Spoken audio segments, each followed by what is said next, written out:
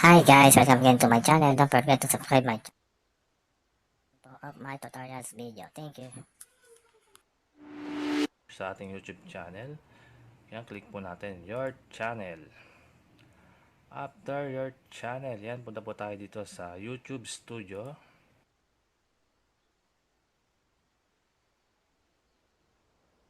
Ating mga premiere. Ayan na, ito po ang aking napili. Click lang po natin yan. Yung details. After ng details, yan po yung lalabas. Punta lang po tayo dito sa more option guys. Ayan, more option. Click po natin yan. After ng more option, yan po yung lalabas. Scroll down nyo lang guys. Scroll down. Ayan.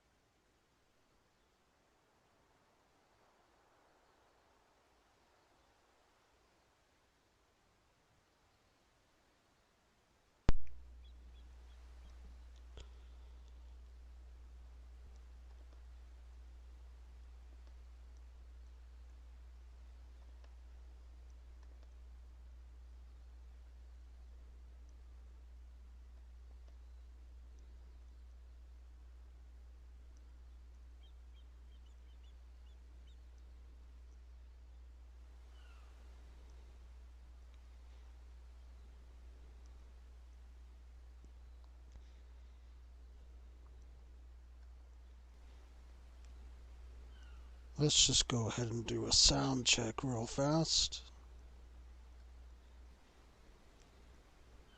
Let's just go ahead and do a sound check real fast.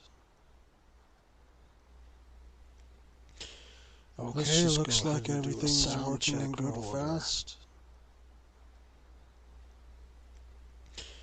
Okay, looks like everything's working and good fast. Okay, looks like everything's working and good fast.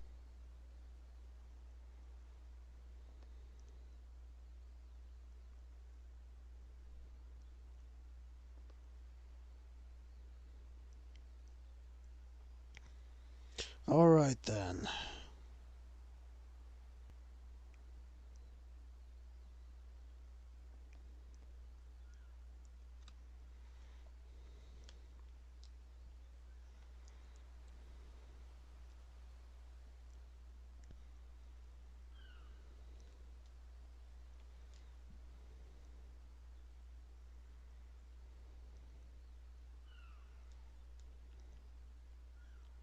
Just gonna do a little bit of quick settings here.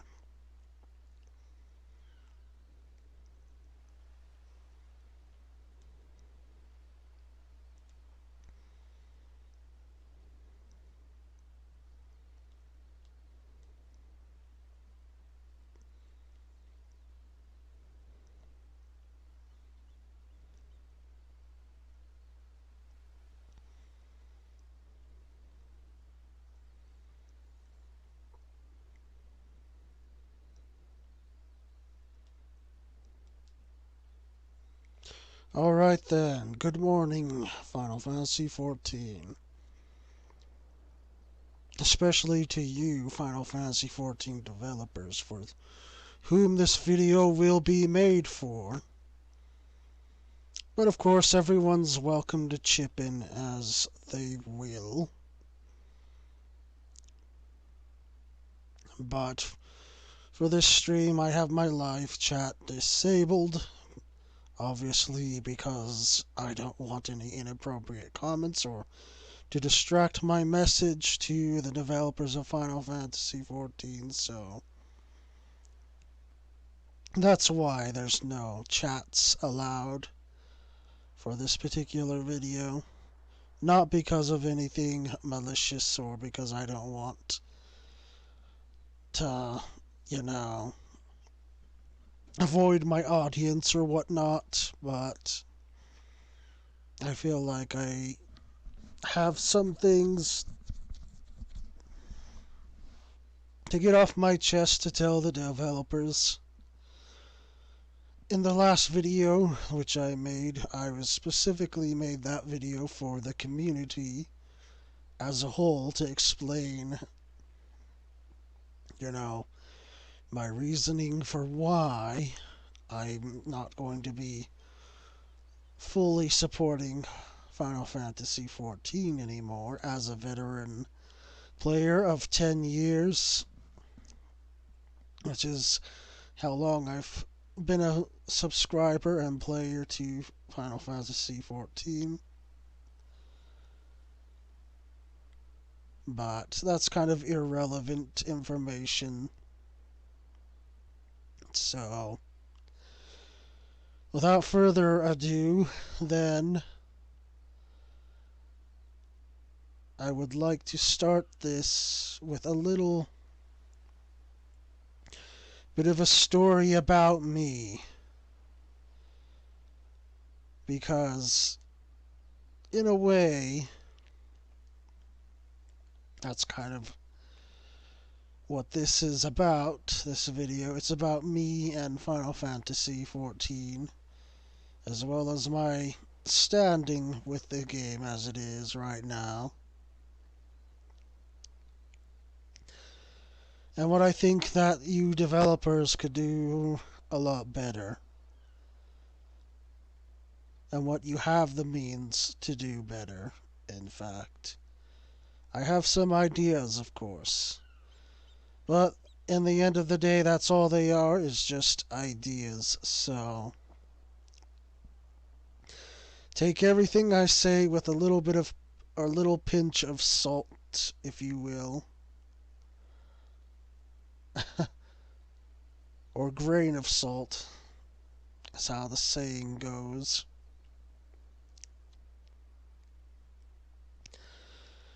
And essentially, my ideas are not just ideas that come from myself, but they come from players like me,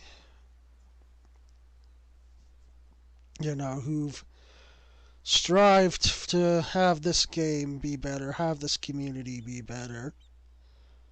But a lot of time it goes on with deaf ears because of, the way the internet works these days, which is unfortunate, but I'm still remaining optimistic that my words still reach you guys on the development team. So that's why I make this video here this morning, is so that I can get the message to you developers. In particular, hopefully, it gets to Koji, Fox, because essentially, from what I've begun to understand over the years of Final Fantasy XIV, is that you, Mr. Koji, Christopher, Fox, are basically the unofficial director for Final Fantasy XIV's NA community. Whereas Naoki Yoshida, he will always stand atop as the producer for the game entire and director for the JP community side of things. But as for us over in the West, the North American players, and I guess you can include the Canadian players with us as well, our director is basically, Michael Christopher Koji Fox, who is the lead localization director for Final Fantasy XIV. And you can really tell that he is, like, in tune with us in the community, because, like, he's always making these funny meme references in the game. Like, a lot of players will notice sometimes, if they're paying attention at least, they'll notice there will be clever dialogue that an NPC is saying, like, just out of nowhere.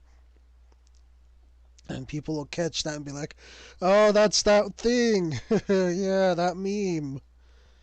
Oh my gosh, I can't believe it's in Final Fantasy. Well, the guy you have to thank for that is basically our unofficial director, Mr. Koji Fox for short. Like I said, his full name is Michael Christopher Koji Fox. He's basically our unofficial director for NA, so I'm more so speaking directly to him in this video than anything. And, if it gets to his ears or his eyes, or he happens to be browsing randomly through YouTube videos and he sees this, then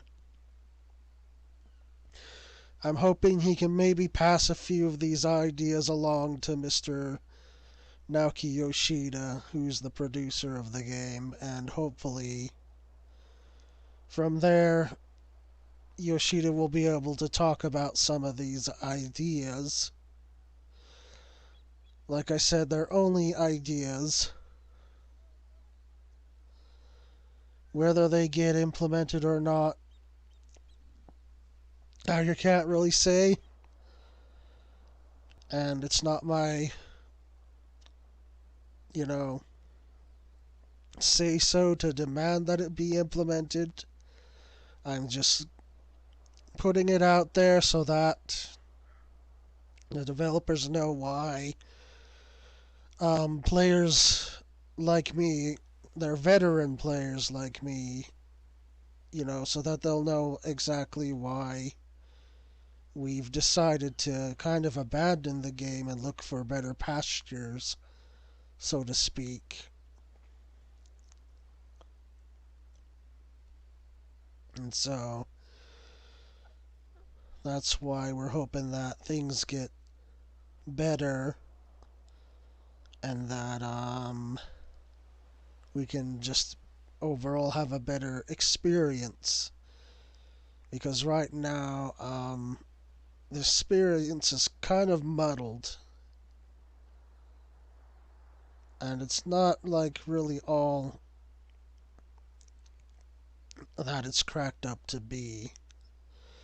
And I don't say that to be rude or anything either. Don't try to misinterpret my words here. But I'm saying it honestly from a player perspective, like how we actually feel about the game.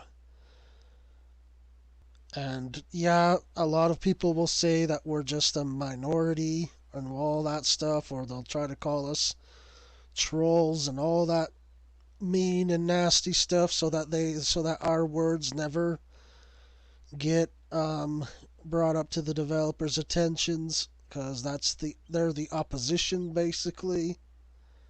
And I've mentioned this in the previous video that I made, the one before this one anyway, that the opposition is a side that could really care less about this game or what happens to it. They're just jumping on because of their favorite celebrity, their favorite streamers here, so they feel like they have to jump on the ship, and it doesn't matter whether the game's, you know, good or not. You know, they'll play it just, just to hang out with their celeb and streamer, and if that person's talking bad about the game, then they'll in turn talk bad about the game. And it's like it's been coined before in a live letter by Naoki Yoshida. They're called influencers, and rightly so, because they influence the way the community goes. Not so the game itself, mind you. The game itself is always going to be in the hands of the developers themselves. We can protest it, of course, but there's really no need to when we can just have an open dialogue like this here and actually communicate with one another instead of resorting to insults and, name calling, shaming, and all that. All that nonsense. None of that has to go on. We can just have civil discussion and come to an understanding of each other and why we might feel a bit of indifference or some strain between our relationship that we have here with Final Fantasy and with the game developers and such. And so, with that in mind, before we get into the details of why there's the dissatisfaction, the feelings of maybe betrayal, and all that, sense of betrayal of trust, and all that, let me first tell you, Mr. Koji Fox and other dev team members who can understand me. I'll start with a story about myself so that we can feel that sort of closeness to one another here. And maybe then we can understand where each other comes from. Because I've learned all about you guys, you developers. I've watched the documentaries made and the interviews that you've conducted and such. So I know about you guys, but you probably know very little about me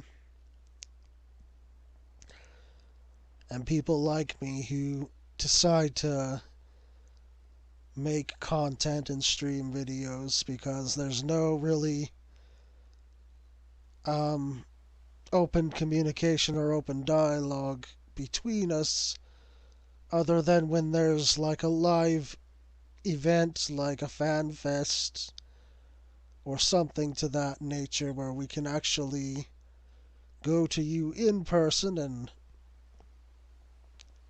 nerd out about the game with each other and such.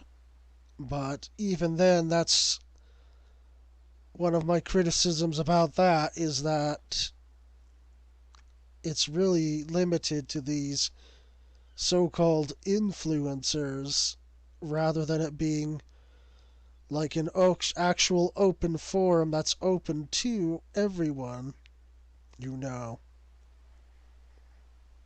And that's what I really wish could change in the future so that we have more actual feedback given to the developers, because it seems like this is operating as like a sort of closed group. Like, if you're not popular enough, then you don't get to actually have a voice. And if you try even so much as try to reach out to an influence, well, good luck, because they're not going to care to listen to what you have to ask them. Because really, the influencers, they don't give a crap, basically, what average players feel like and what they decide is good and what they decide needs to be changed up. We're not going to use the word bad because bad is kind of a negative word to use. So I'm not going to use that word bad because that's basically a cut down of the hard work and effort that goes into making things, and I don't want to do that. I don't want to be like that. So, but essentially, influencers are not the way to go. My developers, as they represent just themselves and their own quiet group. They don't represent the whole. And that's where I think where we've run into a lot of issues communication wise. And why players seemingly seem to get upset or irate and typically end up saying such crude and awful things that are not true, but at the time they just don't know what else to do besides lash out because they're being falsely misrepresented by influencers and by, our own community managers here on NA. Now, if some of those are your friends, I apologize, Mr. Koji Fox, as I'm sure at least one or two of the community managers and stuff on the NA team are under your supervision, and you're probably in close contact with them frequently. But I really have to cut them down because they are not doing a good job here representing us as a community in NA. They go with the popular opinion, which is not okay. And it's really a bad sign when you see so much uproar but those uproars don't even get so much as a mention because, again, your team, your community team is ignoring it and slashing it as no more than just whiny complaining for this complaining's sake, but there's are actually valid feedbacks within those loud mouth complaints that may seem redundant. I've seen them on the official forums, on Reddit, on Twitter even, yes. Even though Twitter's probably not the best example, nor Reddit in some cases, but I know those are the places with which your community managers look to first, and then they look on things like Twitch and then YouTube here, and they try to look at only the big barking dog again, like I've mentioned in my previous video. They look at the loudest dog, but they don't pay attention to those at the bottom who are actually hopeful and have stood with your game for the longest of time, whereas, like I said, these influencers could really care less what happens to the game. If it turns out to fail, then they're really not going to save your guys' ass. They're just going to abandon this game like they do with all other games like it. They're going to slander it, say awful things, to smear it. And even if that hurts your feelings, they're not going to care because you've already gave them their, their chump change, their big chunk of change to, basically say they love the game when they could actually, in truth, not care about it at all. And that's the thing I need to explain to you developers is there's this thing, it's called being two-faced. And I don't think I should have to explain that, but I will for this video's purpose sake. Basically, it means they're telling white lies in front of your face to make you believe that you're doing great, but they actually think it's crap and they hate it. And they do this a lot in the JP side of the community as well. In fact, I would say that the JP are masters of it.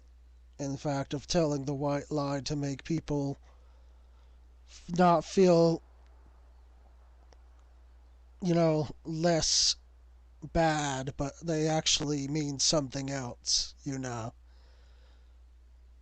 It's really unfortunate that it's like that, but that's exactly how these streamers and influencers are, essentially. They're two-faced.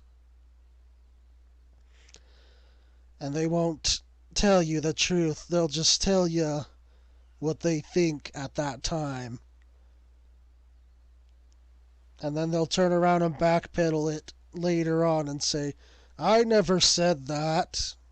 Get out of here. Whoever said that I said that is a liar. They're trolling. You see? They use wordplay to manipulate things in their favor.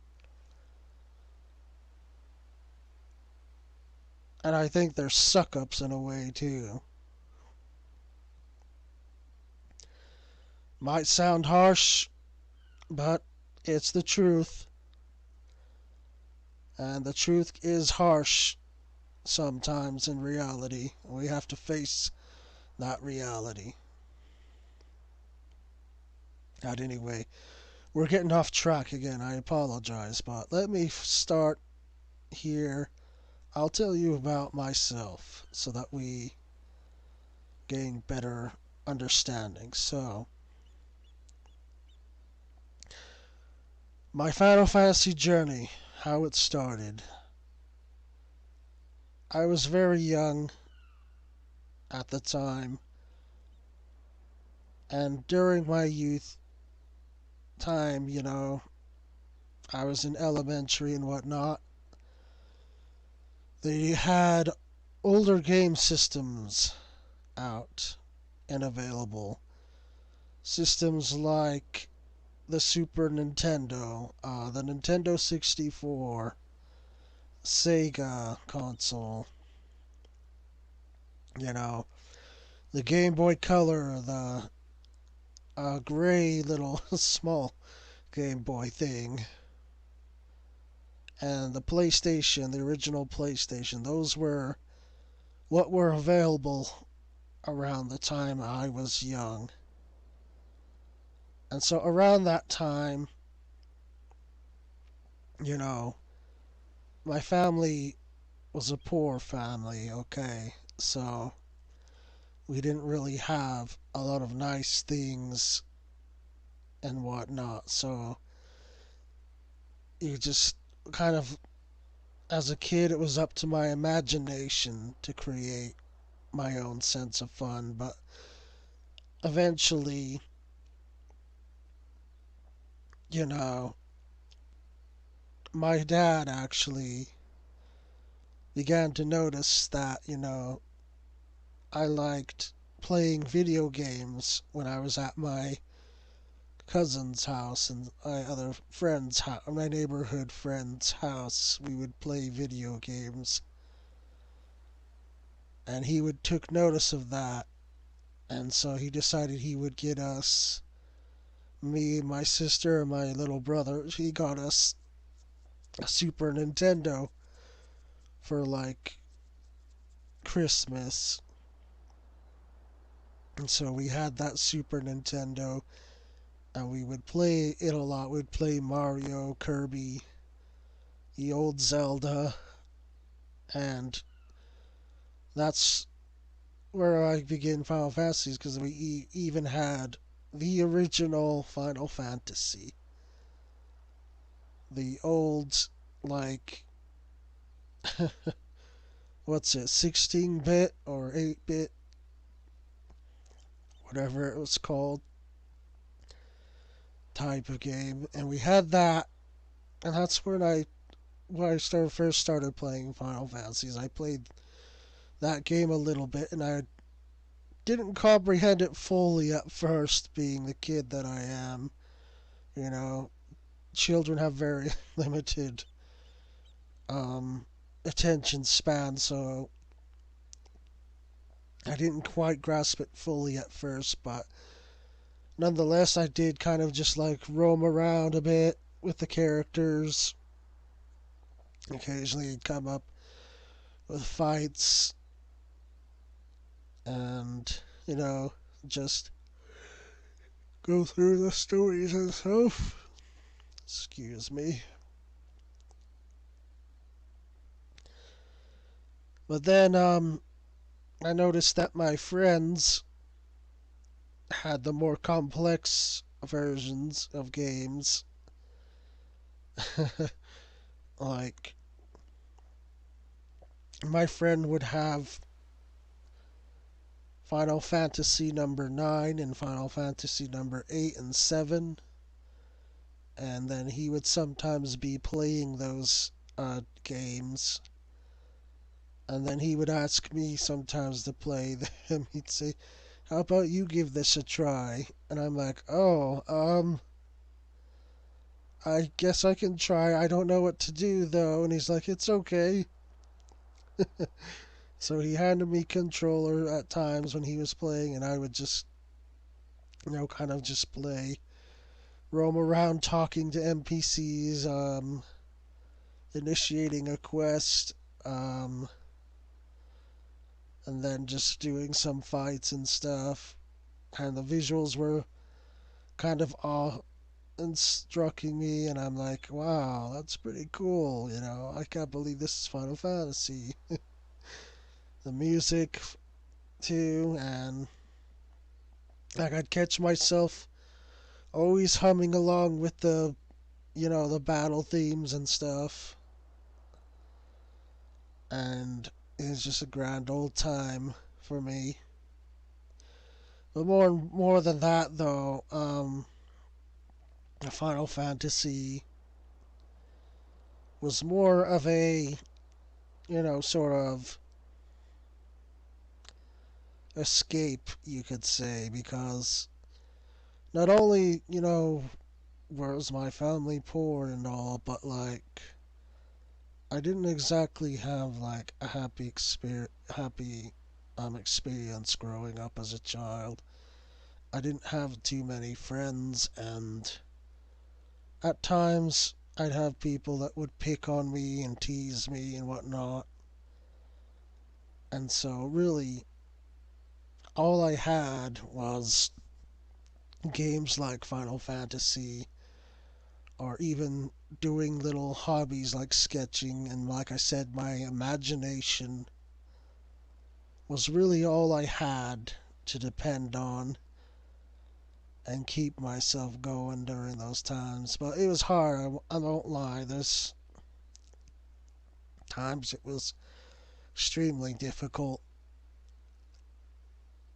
but whenever I'd sit down and play a Final Fantasy, I'd feel relaxed.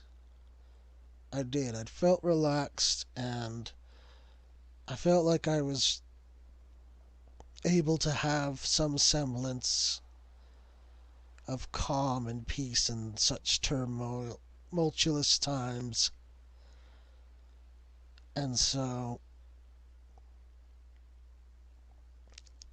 and I only learned to grow to more love Final Fantasy more once I played number 10, FFX, Final Fantasy X, Roman numeral X. That's when I even learned more to grow to love Final Fantasy and actually stick with the game for a while and just sort of follow the franchise.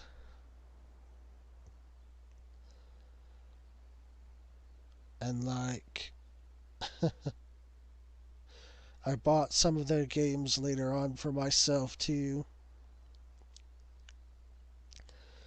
Like when I wasn't borrowing my friends' Final Fantasies to play, then I'd go buy my own, and I really enjoyed them.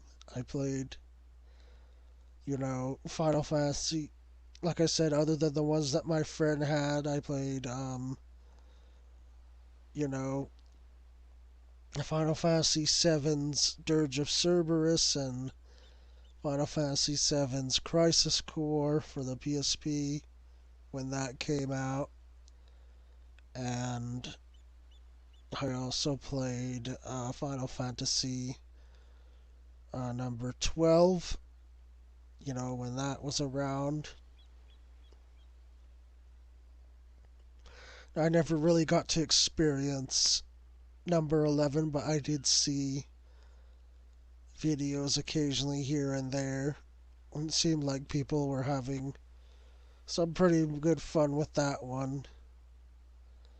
So, and like I said, my family being poor and whatnot, we couldn't afford things like PCs and whatnot, so that's why I could never be able to play Final Fantasy number 11 and whatnot. Plus, I was always more of a console person, so I'm not so great at using a PC keyboard sort of instruction manual with complicating key binds and uh, you know different combinations of keys to make certain things work or certain things happen. I was not very comprehensive to that, and I would end up not being able to fully enjoy such games because I just didn't know how to really program my brain to work that way. But I still loved the other Final Fantasy games, and I still do love Final Fantasy games. But for this one, I kind of have a complicated relationship with it as of right now. And I'm going to tell you developers why that is exactly. Why I feel like it's complicated. And also why, I've decided that I don't want to continue going forward so much with this game. So, there's a little bit of background knowledge about myself and of my passion for Final Fantasy and why I've always loved it. It's been a big part of my life. And like I said, I will always still love it, but I want I want my love to extend to Final Fantasy XIV longer. I do. But I just feel like I can't really do that with how Final Fantasy XIV is right now, the direction that it's been going in for these 10 long years that I decided to play it.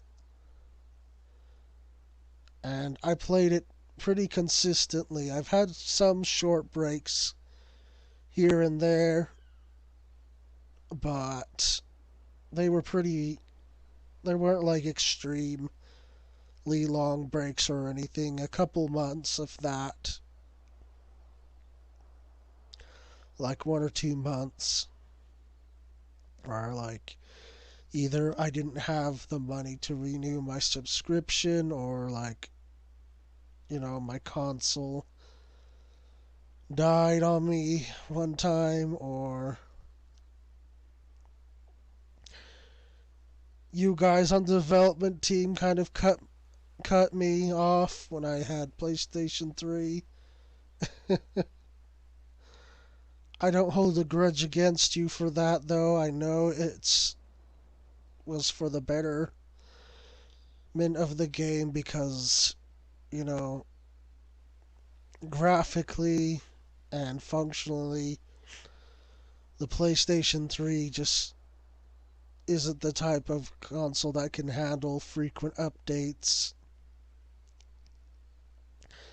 especially large ones, which are meant to improve the gameplay and smoothen the experience for all parties in the game. So I understand why it was necessary to do that.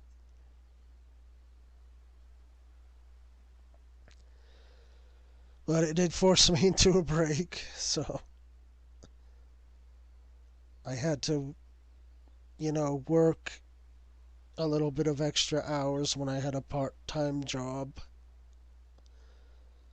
and I was able to finally get a PlayStation 4 for myself and buy 14 because I guess I couldn't make it in time, I don't think, for the uh free upgrade campaign thing, which I heard they changed that for the PlayStation 5 version, which is essentially the future, but the PlayStation 5's having issues being marketed and sold, so that one's a little bit on the back burner at the moment, but I understand that the PlayStation 5 will eventually take the place of PlayStation 4, which I'm no longer on. I'm actually moved to PC now, so with help, of course. On a low salary that I was getting, I wouldn't have been able to afford a little gaming computer like I have. I actually had help from someone special to me. So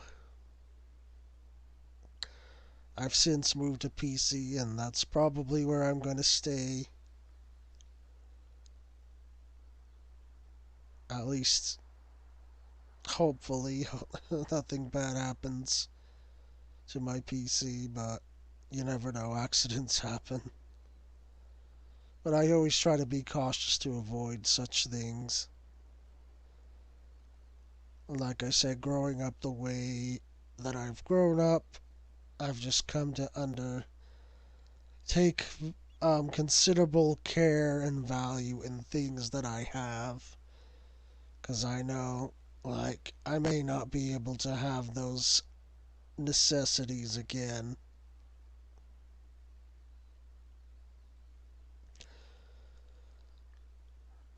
So anyway,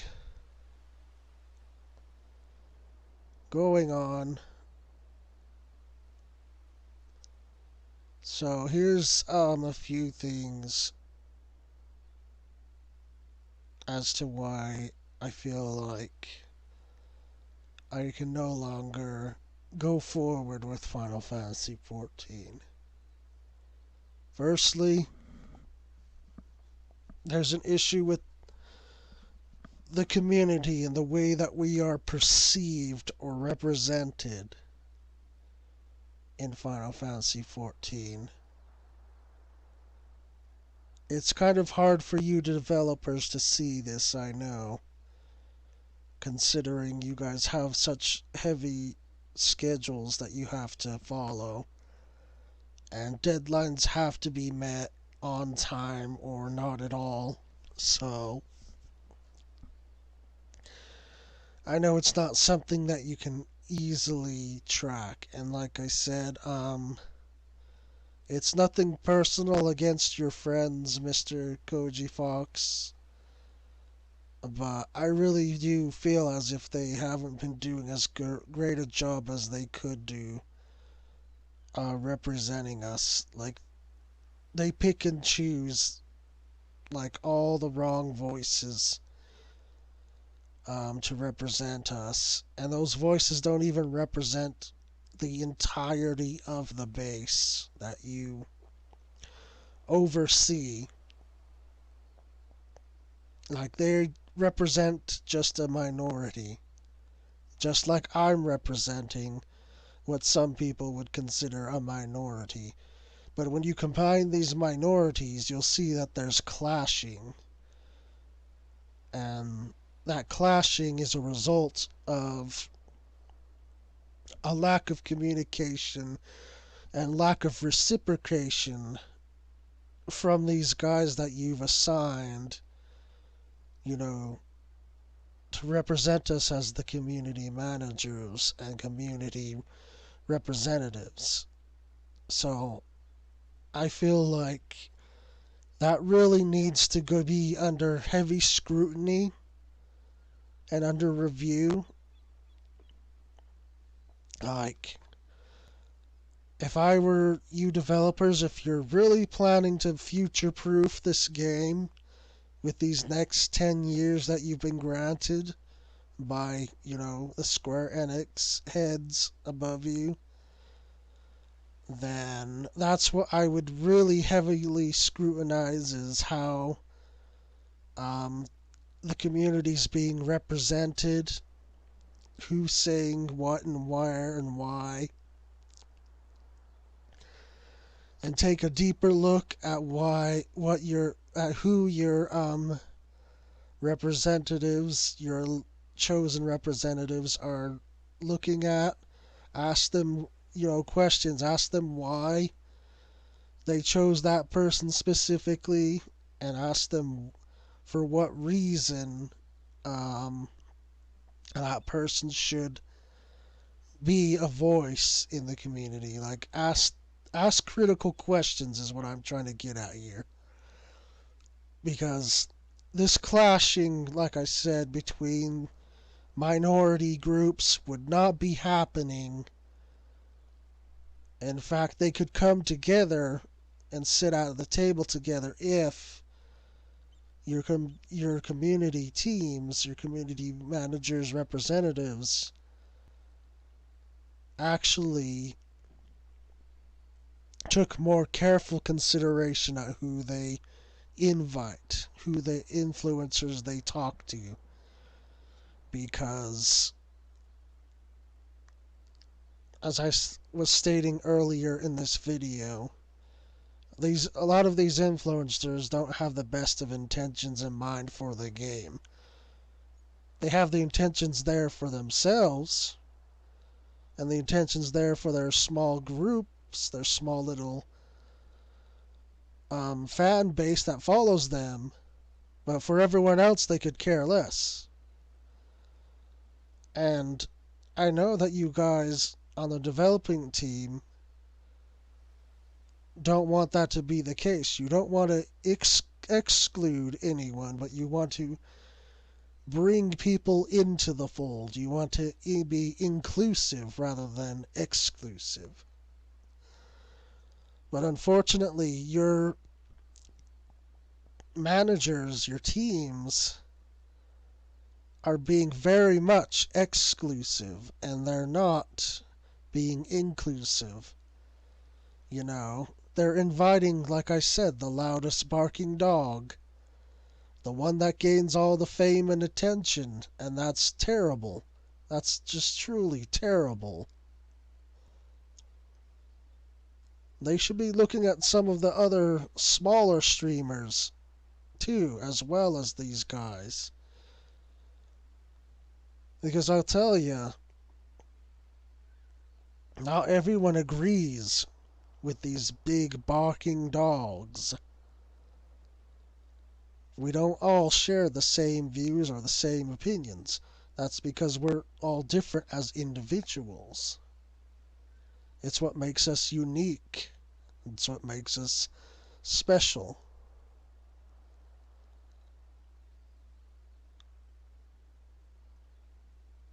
And basically, one side could easily say the other side's wrong over and over. Well, that's really not going to accomplish anything. And when you keep feeding the loud barking dog, you're just basically pushing away these other quieter minorities and making them disappear completely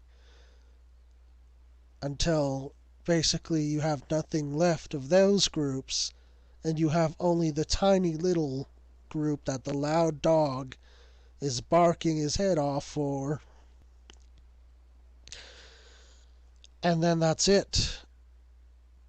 And then when the barking dog is full, he can't stomach anymore, then he leaves. He goes somewhere else. And he repeats the same process all over again. Until he's had his fill, then he goes to the next and keeps doing this thing over and over and over again.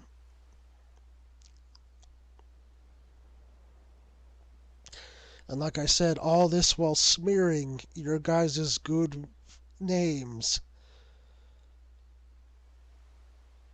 So I really, really have an issue with that. And that's something that causes a rift in the community,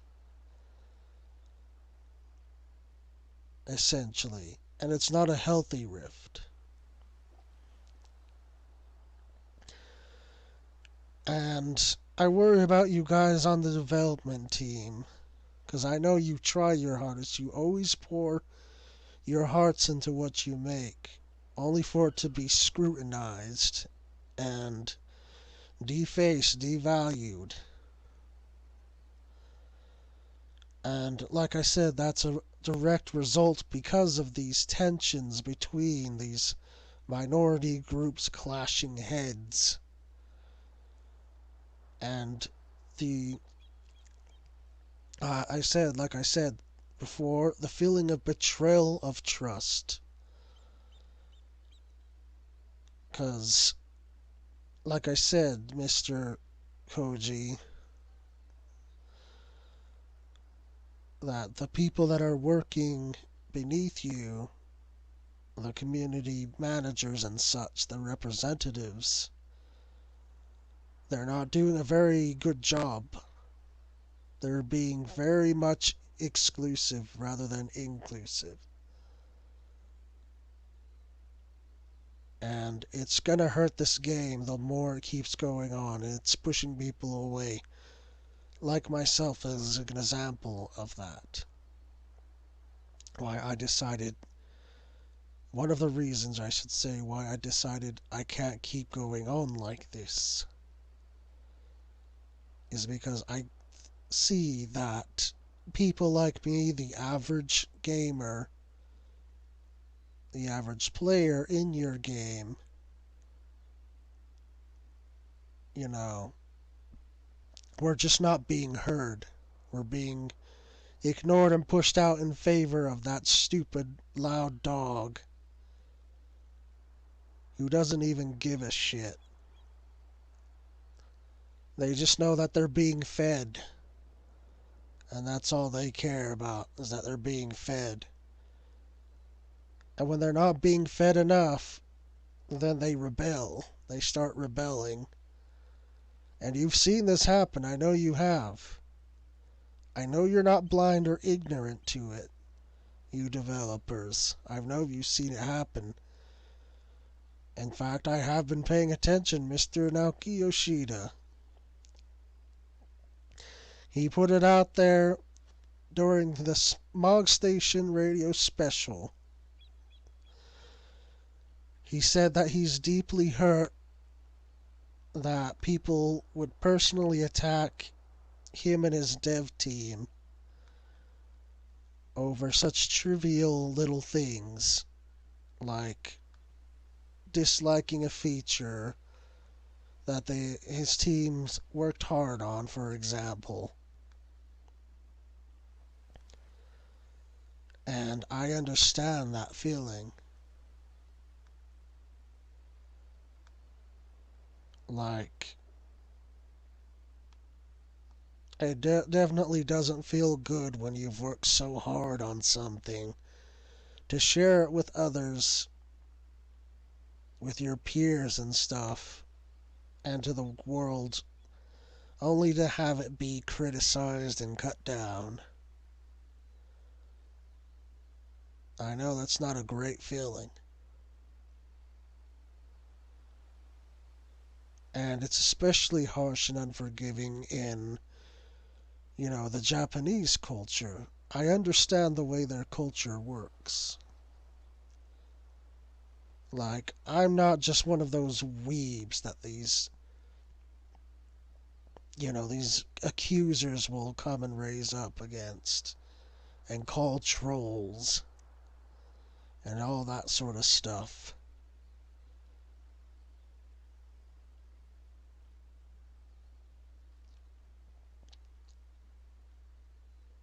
Believe me,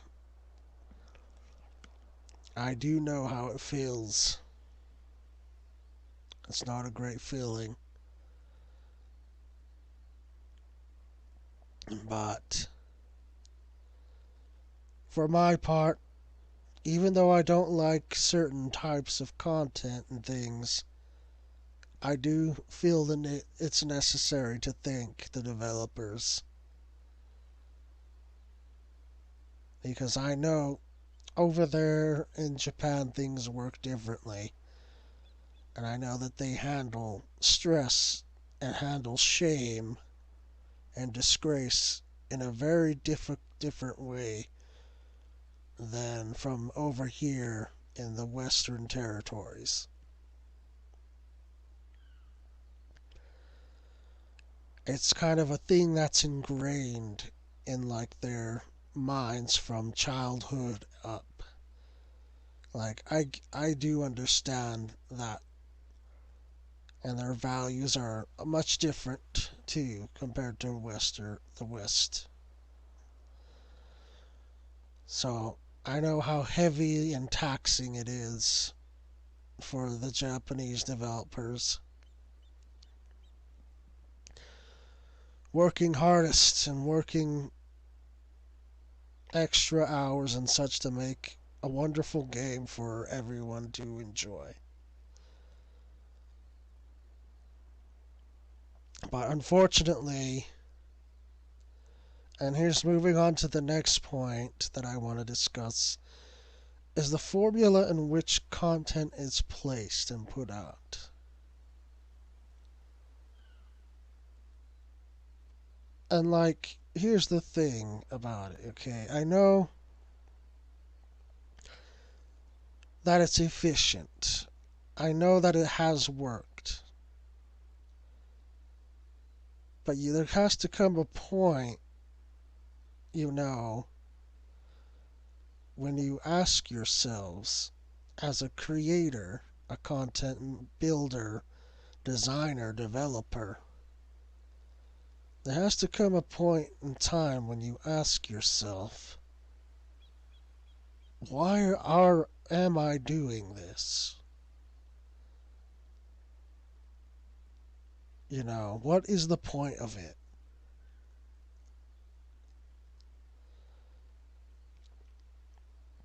Like, this is really repetitive. And repetition, while in truth repetition produces results, those results vary. They're not always good results. And in my case, that's especially true because I've played this game for 10 years, like I've said. And so, having that same thing go on over and over and over and over again, it's really tiresome. And it just gets really old. And that's where I get at that point, where I feel like you developers should also be on the same page, is that, why are we doing this?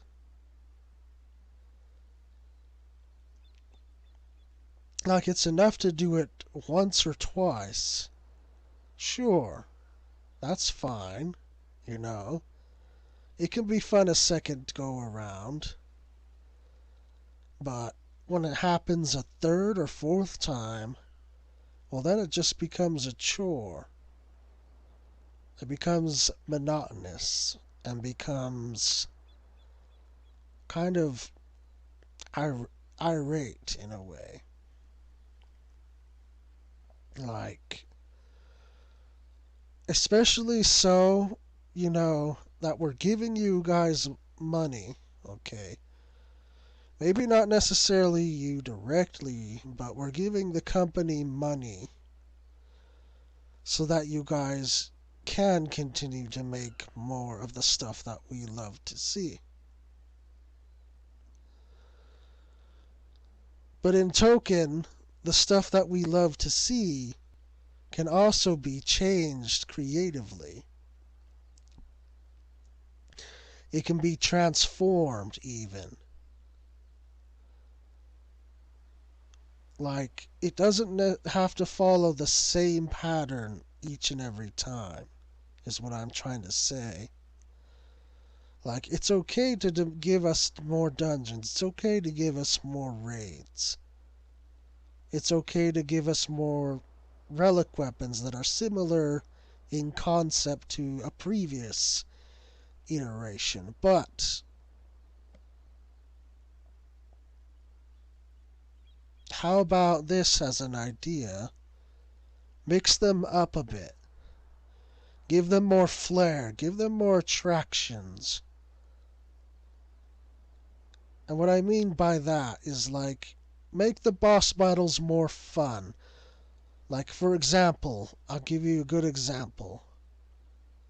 what was a fun boss to me and was transformative in a good way is the one Azim Steep boss that you fight in a well, you don't really fight him per se, but it's basically the Bardom boss. He's called Bardom. And he's like this huge golem, and he throws mechanics at you that you have to dodge, and then you get like a check mark or something above your head, or an X if you fail. Those kind of things are fun. Okay. I want you to think about doing that more often for dungeons, for example. And then even with Palace of the Dead, with the floors changing different ways each time you advance a new floor, it shifts and changes to a different layout or a different zone.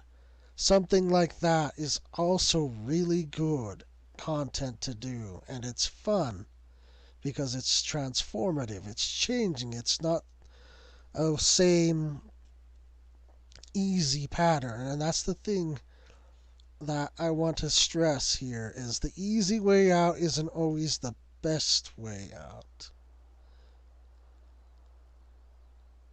If you catch my drift. Sometimes I would say by following a different path, you can enlighten yourselves and say, discover even. You can discover things and be like, wow, you know what? Why weren't we doing this before?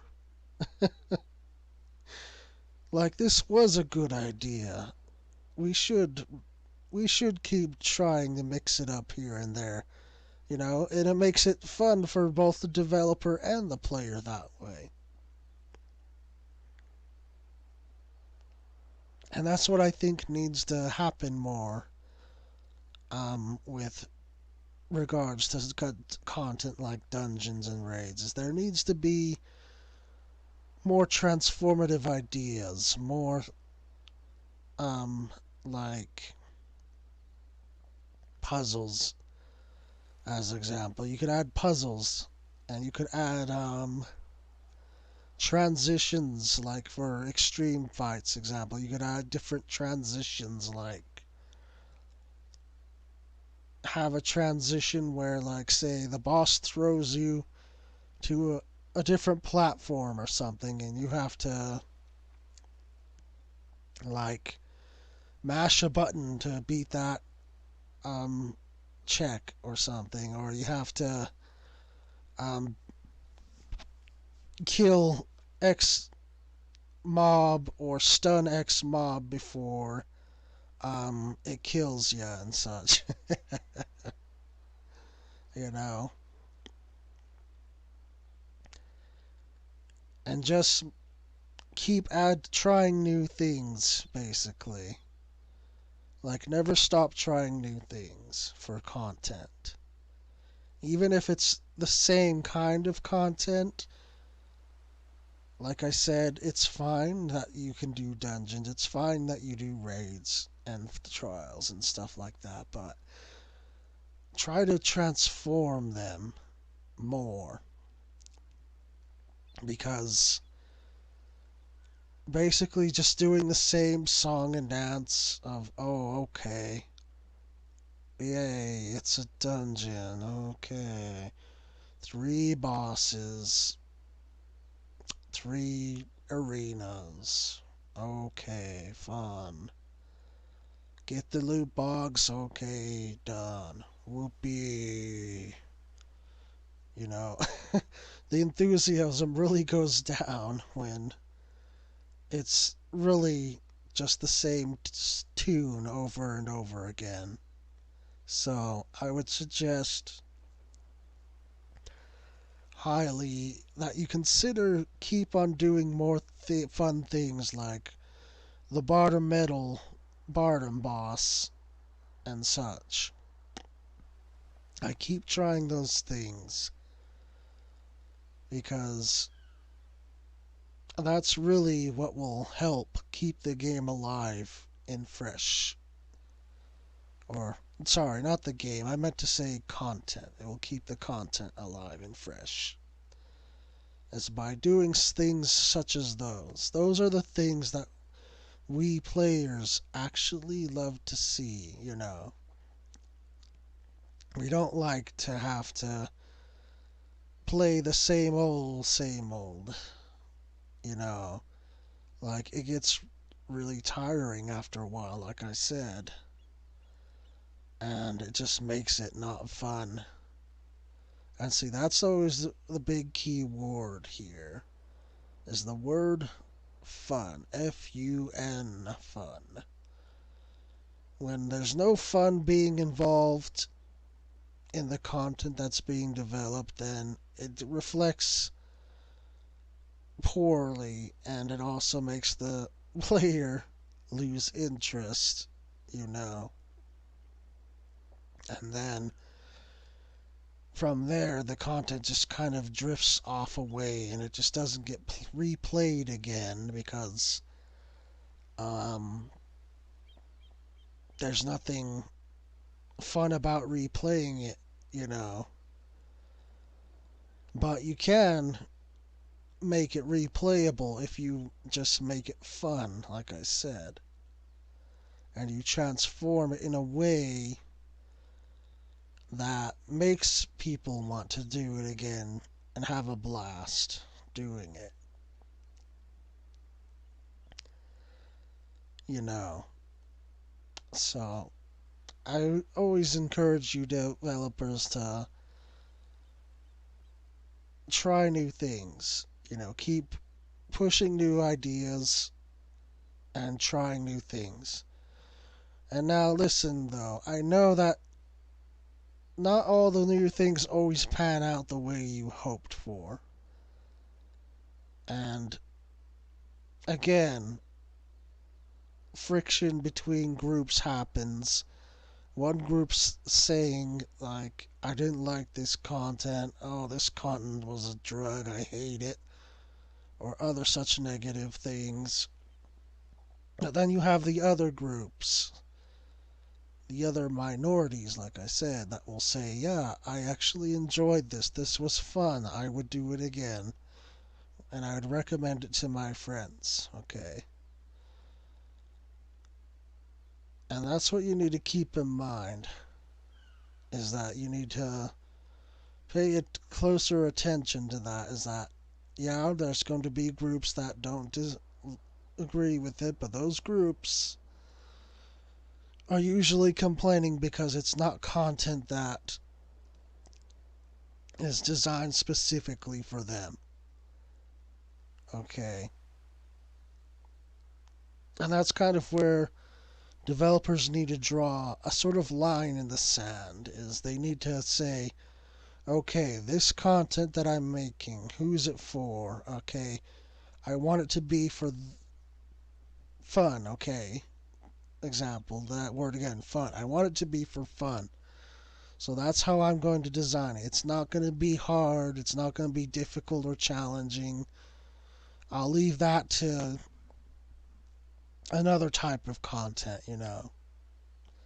Like the Ultimates, for example, that a lot of, you know, your hardcore player base, your hardcore minority player base, I should say.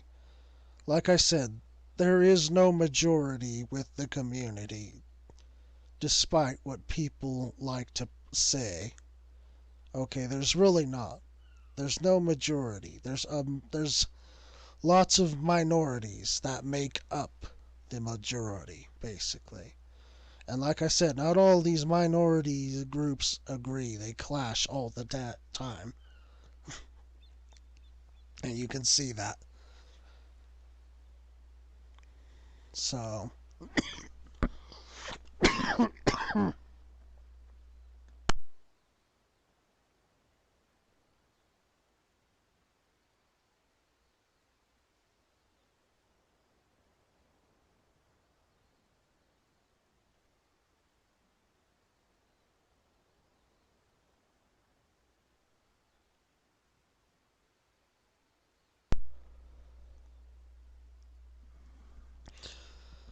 Apologies for that.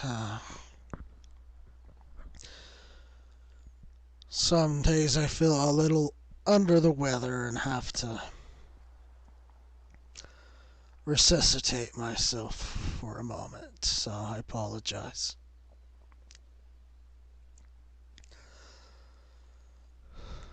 But anyway, like I said, that's something to strongly pay attention to. Is that there is no majority rule,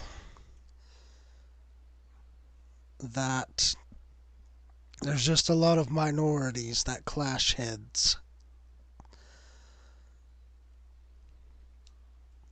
And no side is right or wrong, but there is a common ground to be had, and that's just, like I said, the fun factor on what types of content you're designing for what type of minority.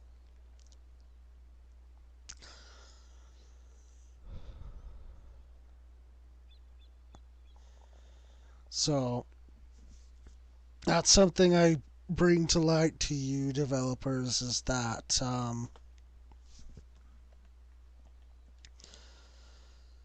it's probably best that going forward you consider like that.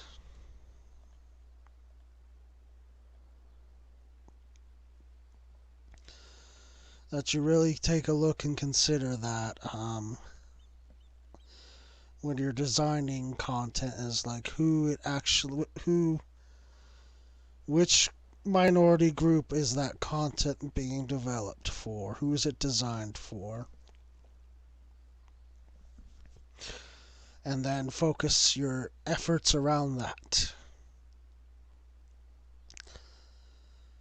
And like, as I said, I know that you guys try to include everyone into every content, but it's just not going to be feasible nor possible. You're always going to have people who disagree with things, have different opinions on things, and that's just the sad way of it. Just the sad way of things, unfortunately.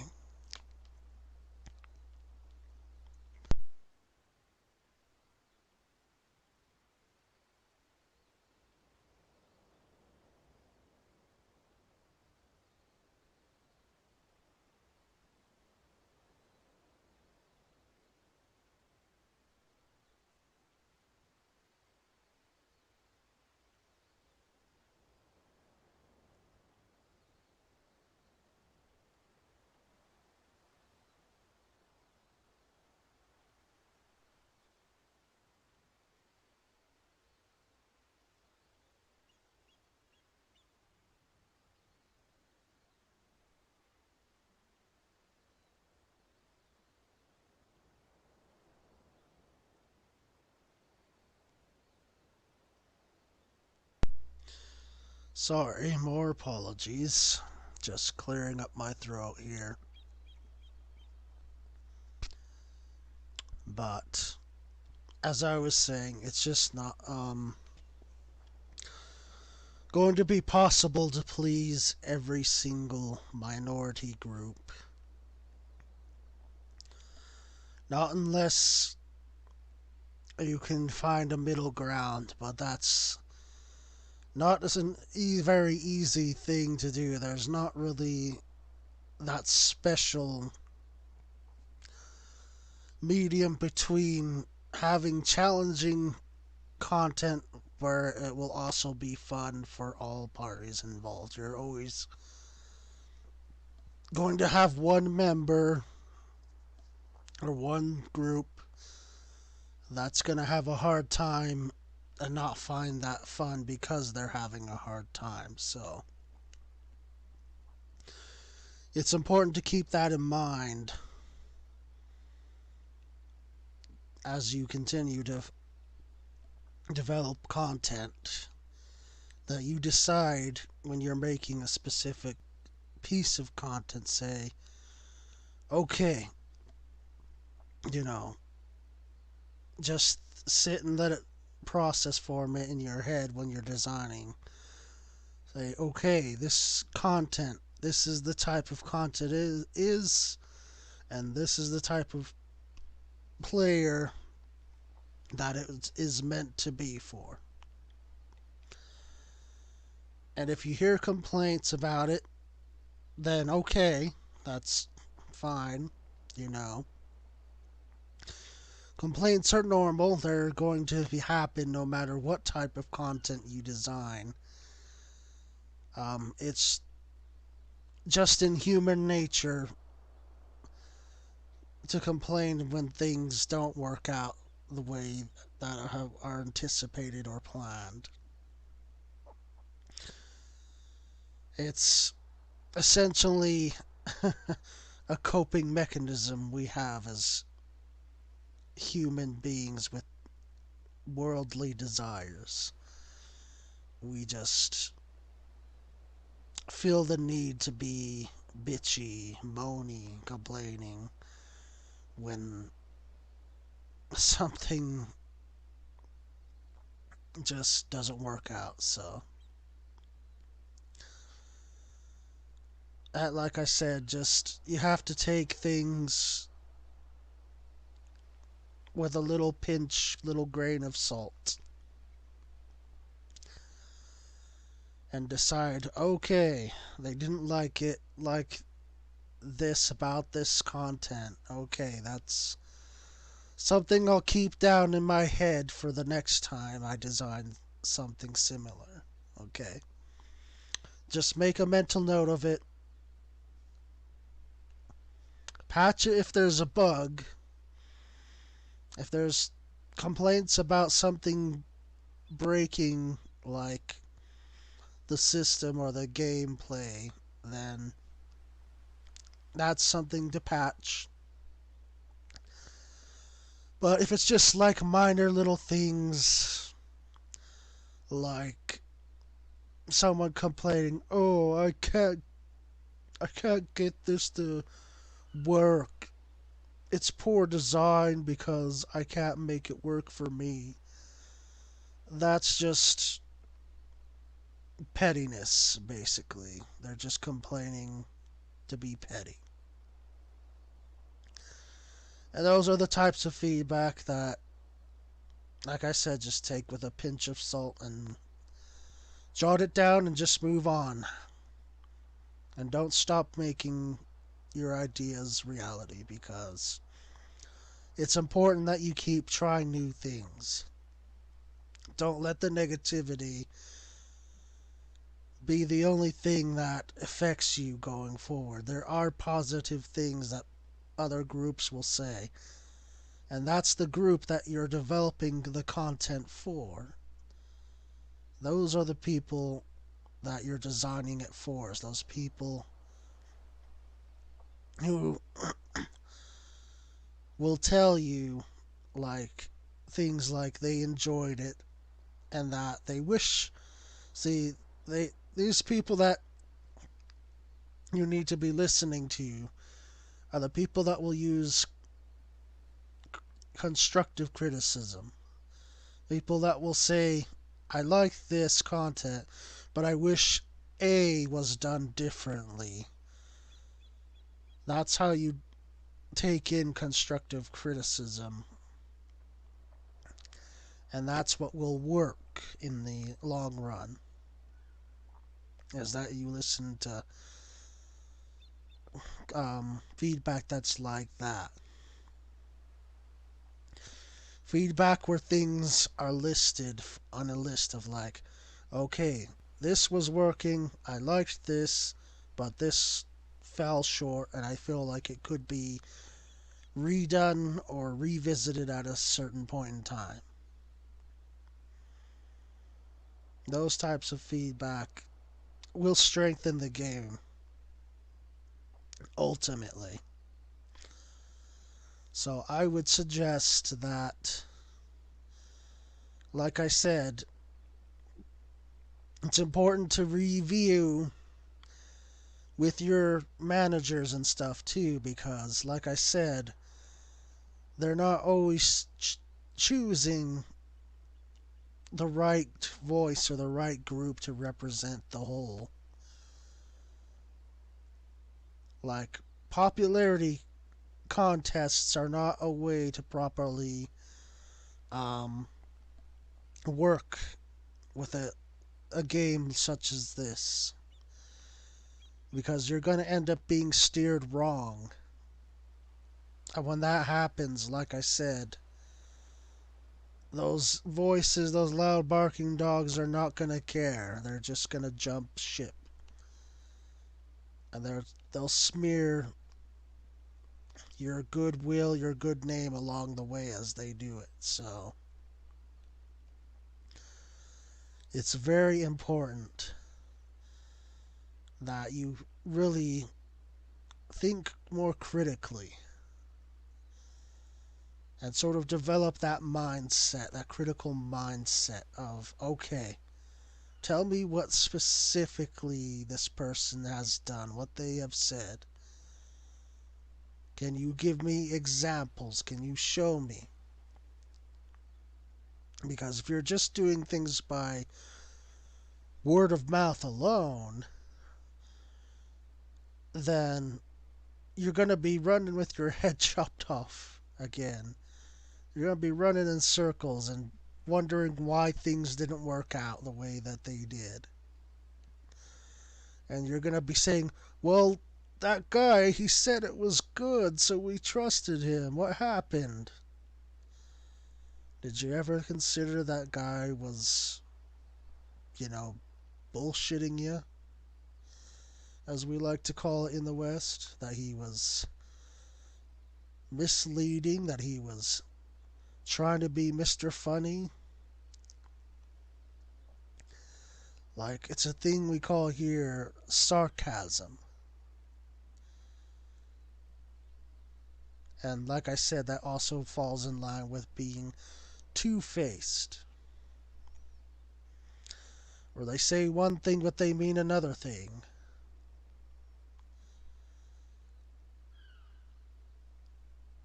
So it's very important that going forward, if your intentions are to keep this game afloat and not watch it sink and die a second time. Their first time was bad enough, but as you see, there is that group who decided to give you guys a second chance. And I would like to give you guys a second chance too, but just the way things are handled right now, I can't rightly say that I want to give you that second chance yet. Unless, like I said, you can change your viewpoint, change your mindset. Be more critical with the things that I'm bringing up here. Be more critical and be stronger minded,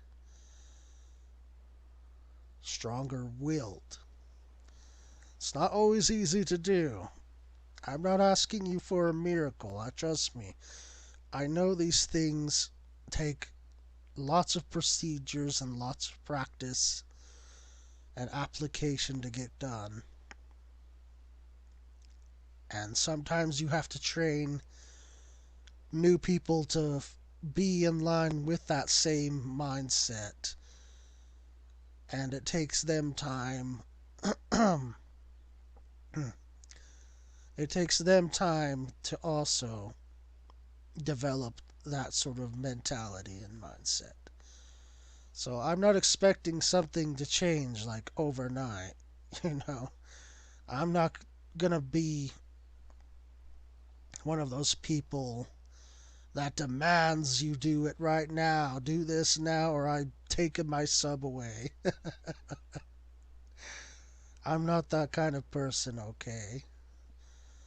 Like I said, I've given you my background here that I'm someone who really does love this game. I do.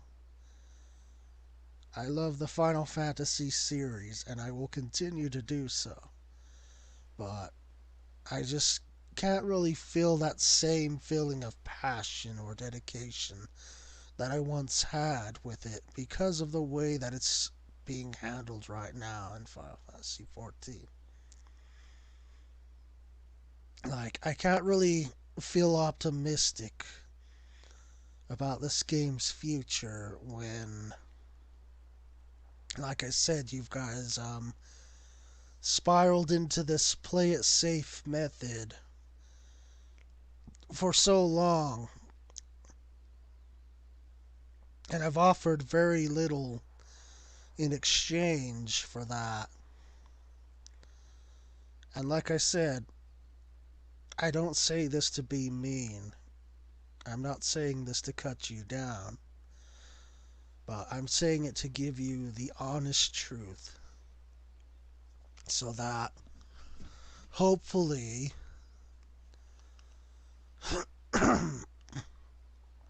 in the near future, apologies for me having to clear my throat here. I have a bad case of that lung disease known as asthma, so occasionally it tends to mess up my throat somewhat, my tracheal tube. So I apologize for those abrupt interruptions, but that's just how I really feel about things in Final Fantasy XIV. I'm being critical here. Is that things need to keep going in the dynamic direction. Like, it's okay, like I said, to repeat content. But if you're going to go that way, then make it more transformative this time around. Make it a lot different compared to the first time around. Because like I've told you before, doing it once or twice, that's okay. But when it comes up again the third, fourth, fifth, sixth, seventh, eighth time, it's just becoming a chore and it's just losing fun. It's not becoming fun anymore. It's becoming a chore. It's becoming a task. And we get enough of those tasks and chores in real life. Would you not agree? And games are meant to be something that you sit down and enjoy.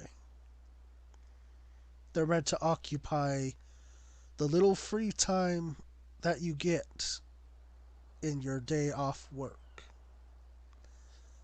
They're supposed to be enjoyable and fun.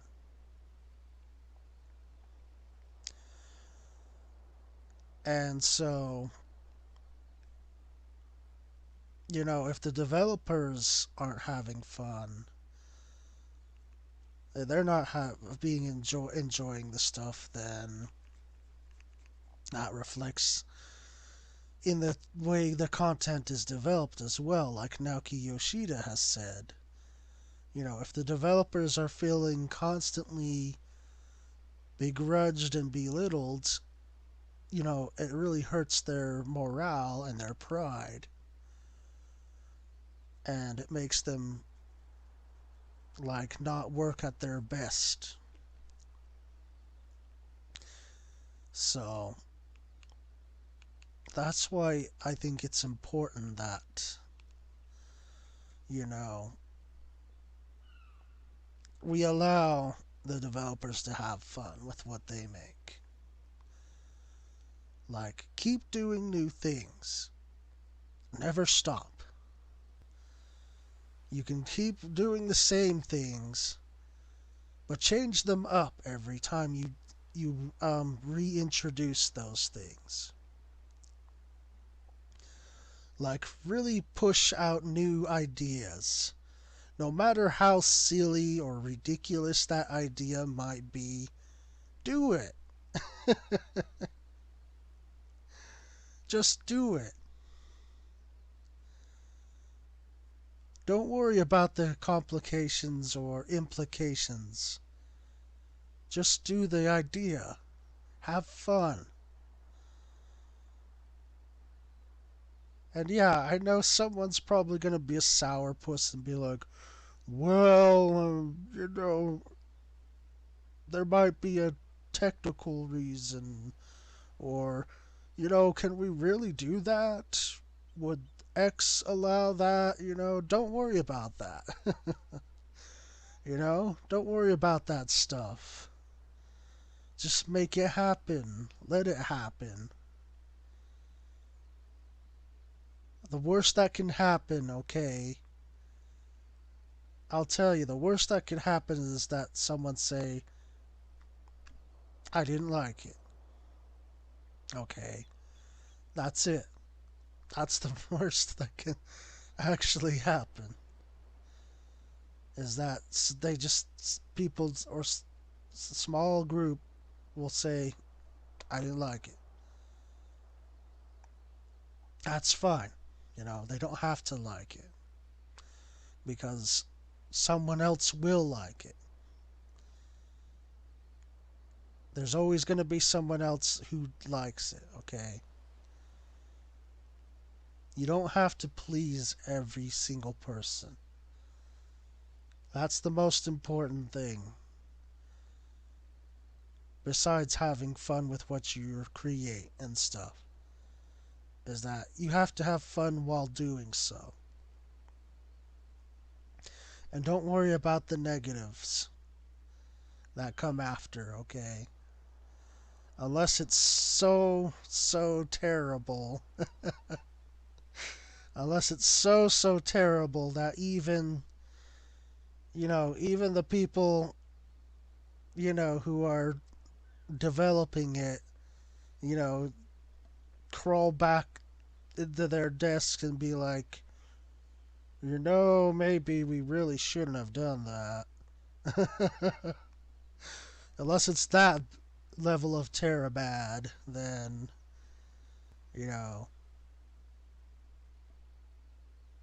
maybe not do that. But, like I said, embrace your new ideas. Embrace your passions. Embrace your fun. Don't let anything hold you back, alright? Like, we players, we want to see you go all out. We want to see what you got. And, that's probably not going to happen this expansion. Like, we already know you guys have the plan set in motion already. It's already been approved, it's been finalized, and that's it. And you're going to follow it. Either willingly or begrudgingly. Probably begrudgingly in some cases, but that's okay.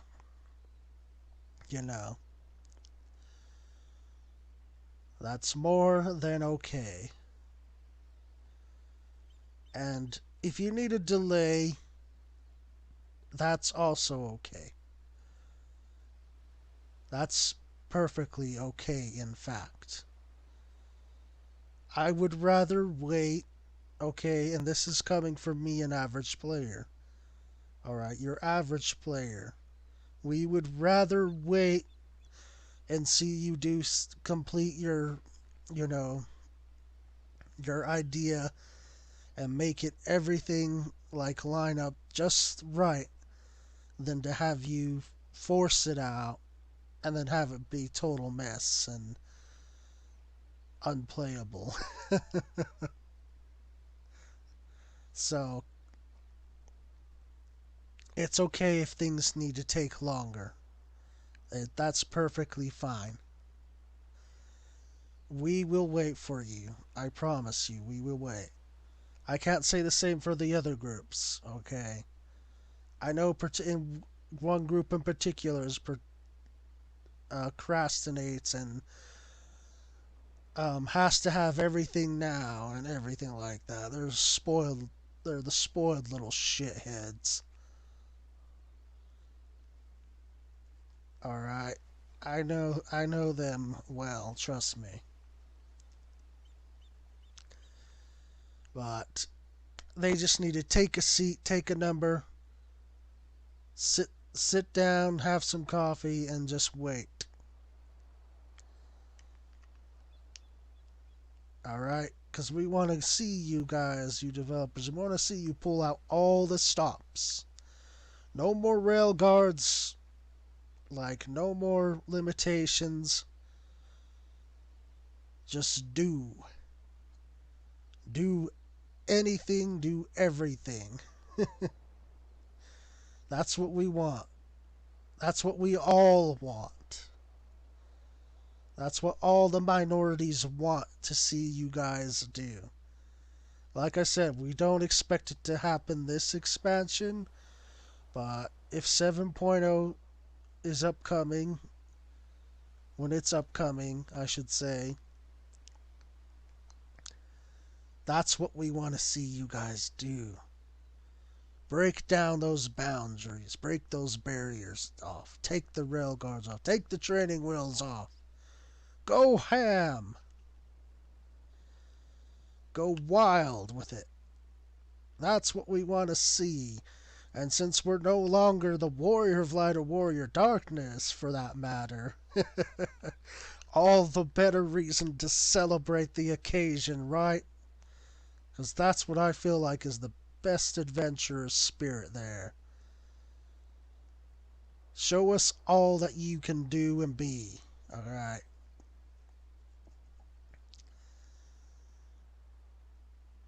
And I'm going to give you some more ideas before I end this video. My developers, my dearest developers, I will give you some ideas here on what you can do to break those boundaries and limitations that we so desperately need broken. So let's chat about that. Okay. Limitation number 1. And this is perhaps the biggest one that's been hindering you guys and causing the most vitriol. Housing. Player housing. Now, I know you have one feedback group that keeps saying, more, more, more. Want more. This more. This here more. Need this area. Want this area. But it's okay. Let's just slow down for a minute, okay? That's fine that they want this area, that area. Want more of this, more of that. But sometimes you need to kind of slap them on the wrist and say, no. No more of this. Okay? And instead, offer alternatives, okay? Now, what I mean by alternatives is when people see an area and they say, oh, wow, it'd be so cool to live here. I would really love a house here. Instead of making a new, of the same problem, the same messiness, here's what you can do instead. Make housing in the same design, make a house in the same design of that area and give it to the player. Okay. You know the walls, the housing walls? Yes, you guys know that, right? The decorative walls. Yes, make that actually. And then the ground. That's the other thing. People want the ability to change, like, the sediment, like the ferment on the ground of the house plot itself. Make that a customized feature with the house, with the house wall, for example. Like, make it so that that ground flooring changes with it. So that way, and also make separate like decorated things. Like, you guys have this system already. You can use it for outside too, as an example. The floor placement feature. Okay. So you have the upstairs and the downstairs floor placements, which they can be changed or be made the same if you have the correct flooring. Now take that same system and apply it to outside. And boom, there you go. You've just made a perfect housing feature. And people will not ask again for it. They'll ask for more things of it, like, but they're not going to ask, like, oh man, I really wish we could get rid of this AFK timer for streaming. I understand why it's necessary, though. I do, devs. But it does kind of make this a little tricky. Tricky to do streaming with. Like videos like this. So, but I understand. I do, like I said. Oops. Gotta cancel that. Okay.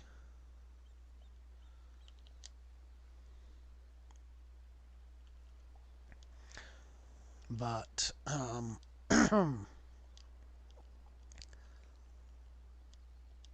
sorry. Train of thought went off there for a minute, but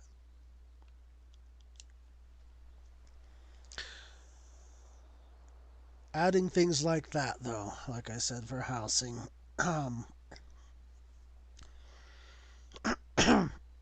that's one of the features that players want. They want to be able to change the grass, the sediment outside. And you have a system already for that, for inside. Just add that same system to outside, and boom, that's one bird down. Next thing with housing is the amount of furnishings. Now, this I understand causes load issues. But hear me out. Okay. You can allocate more spaces just by simply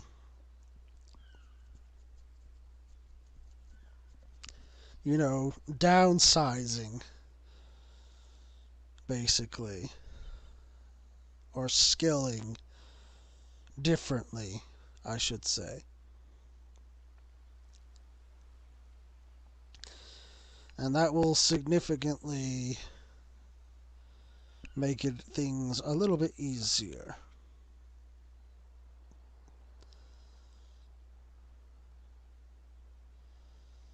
And again, if there's issue with loading, it's really not your guys' fault. It's the problem of the person's platform that's to blame. Okay?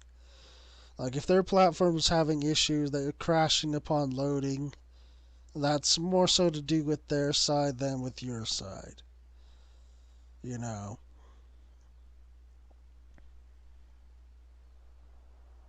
But it can be done.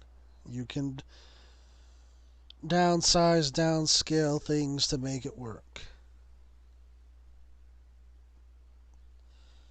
Now, the other thing that's a heavy thorn in the side of players for housing is just the availability of said housing. Now, this is not something that can be fixed with your current system as it is. Regrettably so. So, what instead you should do instead of doing this system, which, we both know from player to developer, we know it's bad.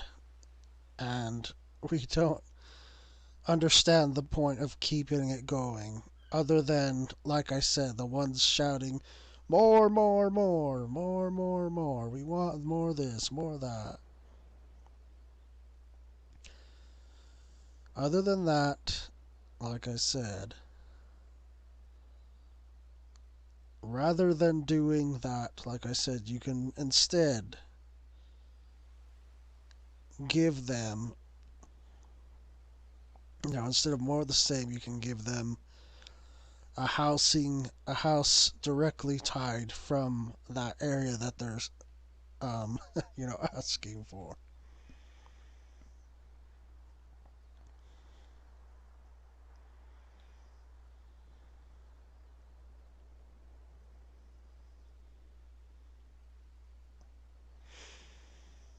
Now, that aside, there's the supply and demand issue, which I said it's really not going to be fixable with this current system.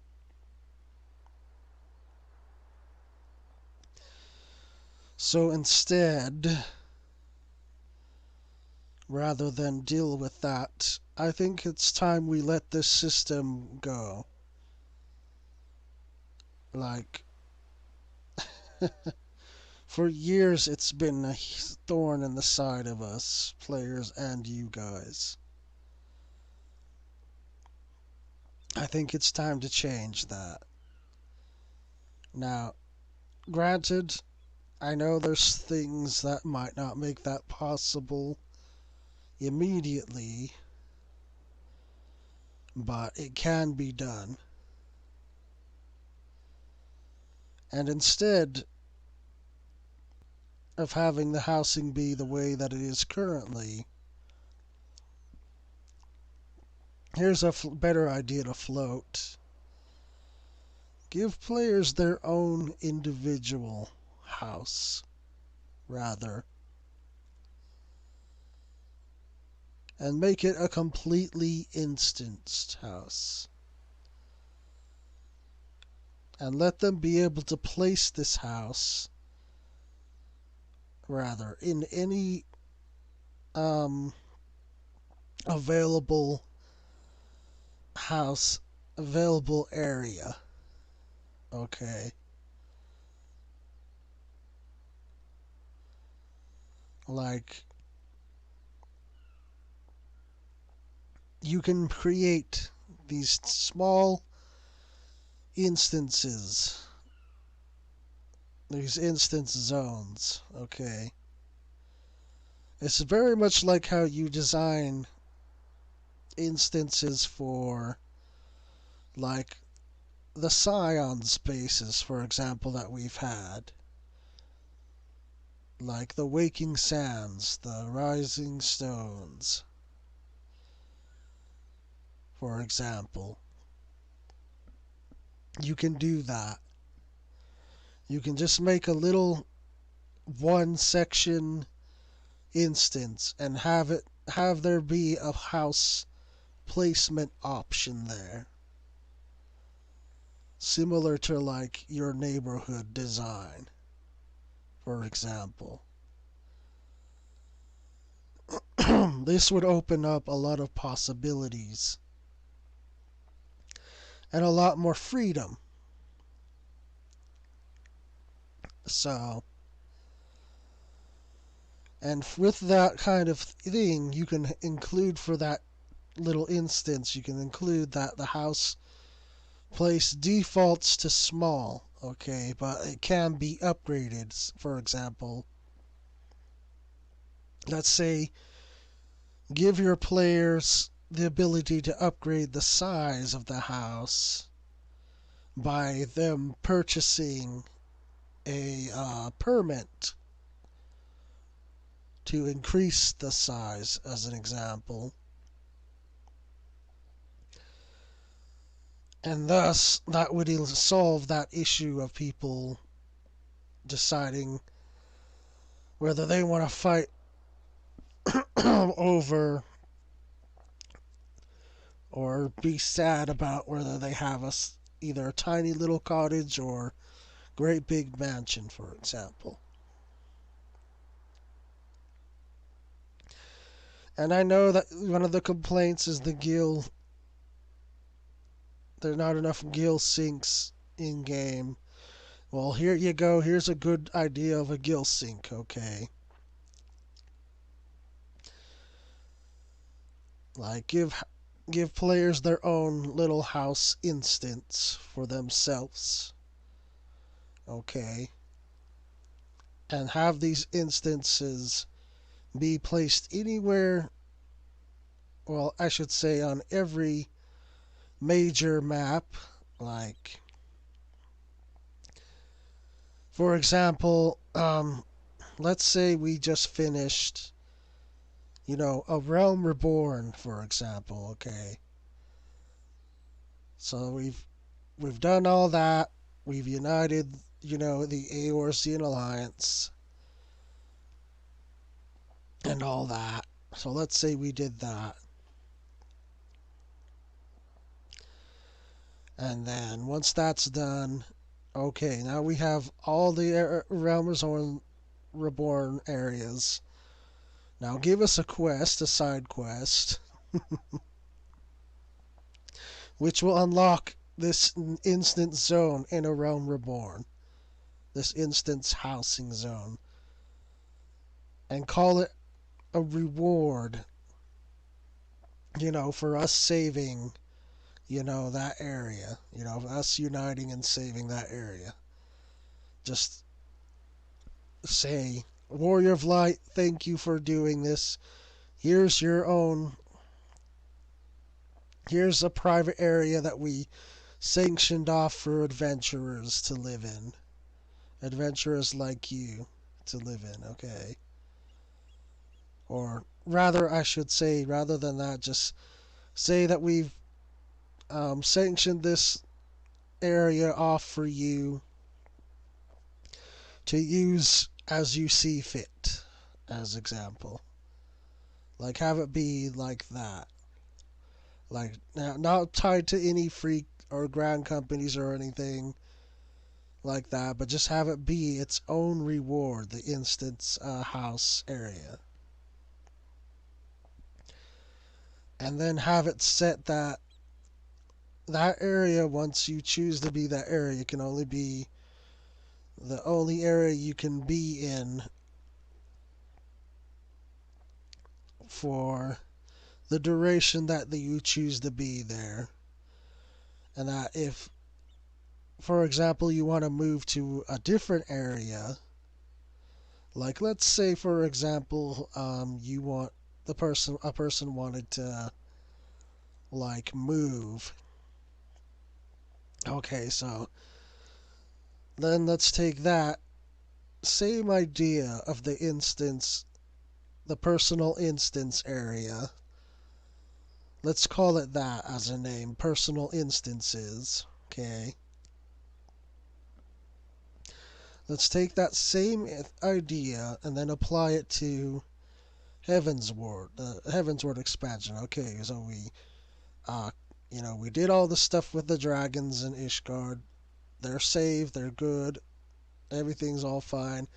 Okay, now they say, Warrior of Light, we wanted to say thank you for saving our lives and all that. So here we've allocated resources to give you this this personal area for your use. Okay, if you should choose to use it, etc. And you can do that for each expansion. Okay. And it will just all be on this one server, one instance server track, just like how you, like I said, just like how you have the science bases, the waking sands, the rising stars, etc. Have it be the exact same way. Just have it be there, and have it be the player's own um, instance that they can use for their own housing purposes.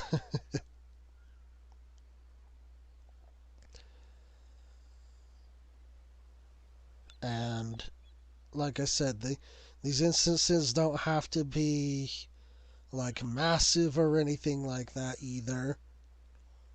Um, you can just make it like a fairly good sized uh, circle arena, for example, or like a big cube shape. You know, it doesn't have to be. It can be low effortly designed. Basically, it doesn't have to be. I'm saying like there doesn't have to be a lot of effort on your guys as the developer side for this. Like make it bare bones and leave it to the player. Okay, let the player be the one just who decides how to decorate this little this good chunk sized square or good chunk sized circle instance. Okay, leave that up to the player's imagination to do. All you need to do is just make the platform, the empty platform, with a background of some kind which reflects that expansion, for example. So like I said, let's say we finish Realm Reborn and they give us the quest to unlock the instance, the personal instance.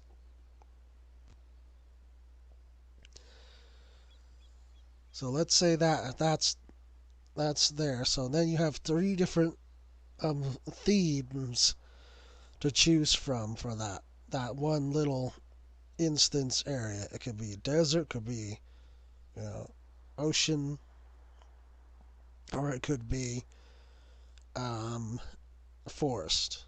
Okay, and in fact, that could be a feature that you even include with this personal instance here. You could make it so that a player can change the background of the area. Like they can have them change it to whether it's like maybe the player's feeling like maybe having it be a desert background, and then just have them set that, and that will just require them to re um, re-enter it for it to take effect. Like they have to exit and then re-enter their instance for that background to take effect, as an example. Okay, and that would be perfect.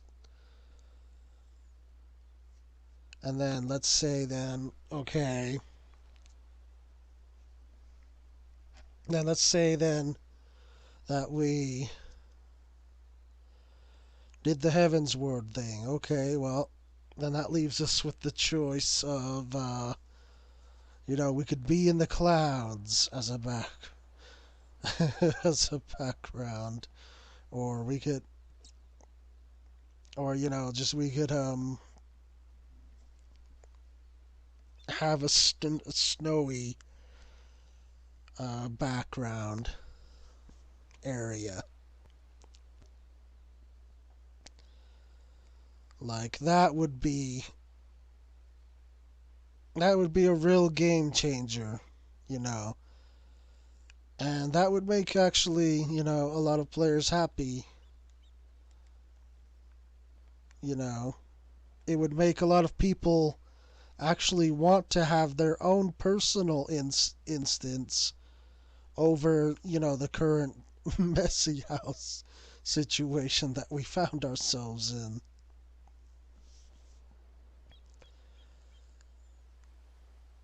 And like I said, the way you could go about this,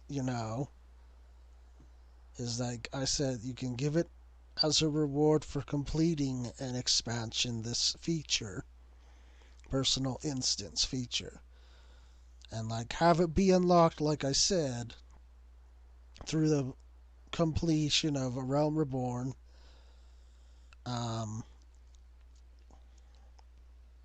Obviously, I know there's going to need to be some kind of workaround for jump potions.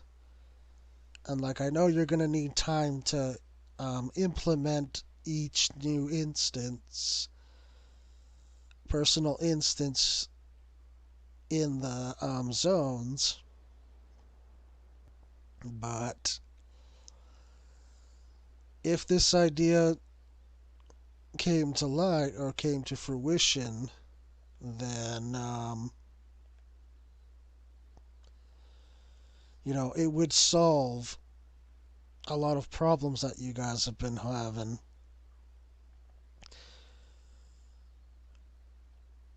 And like again, with how you can handle implementing this is you can still use the same system that you're using for the current housing. Like what I mean by that, not like the neighborhood little look, but like the list thing that you guys use for apartments and such, apartments and housing wars. You can use that, for example.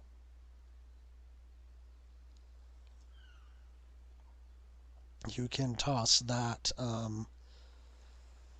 same list in this new feature, this personal instance feature. So that way, you know, people can go to visit their friend's personal instance when they would like to and whatnot.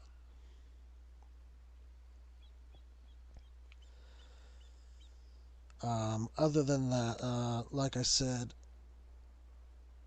the other thing with that is to allow players to be have the default house placement be small, but give players the options to upgrade that size through a guild sync of some kind, as long as you don't make that too expensively high, because average players, we really don't keep gil in hand as much. We don't save so well. So I would say, like, try to make upgrades for like medium and large reasonably priced. Like, the average player doesn't carry no more than like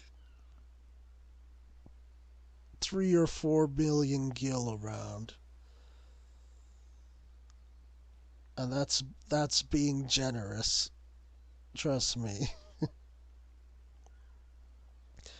because not everyone plays crafting or gathering, as you know.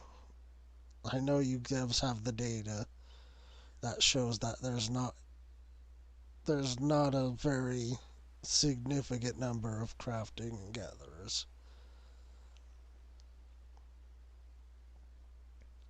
So, much less there's not like people who know how to utilize them to the fullest so that they can make big change money.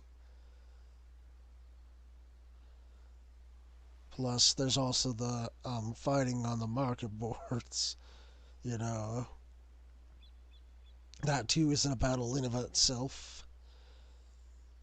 And with these personal instances, that could be something you also give to people as a um, placeable furnishing, is like a mini sort of market board thing for outdoor use that you can give them like their own little mini thing. And with the housing, in this little instance, rather than stacking an instance on top of an instance, um, make it so that the house is just actually more of a house. Like, make it so that you can actually like walk in it, like just like exactly how you guys design like NPC houses, for example. Like, do it like that, I would say.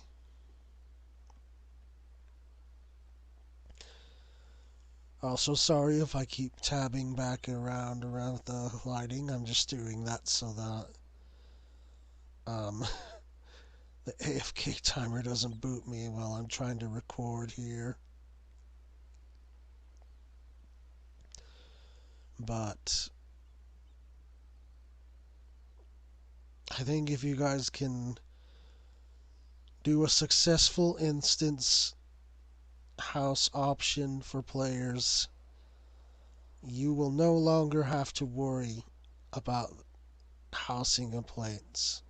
They'll be minimalized to lesser degrees rather than extremes that you've been dealing with over these 10 years. Some form of perfect instance housing for either solo play. Well, actually, yeah. I think that should be a requirement, actually. These instances should be solo player only.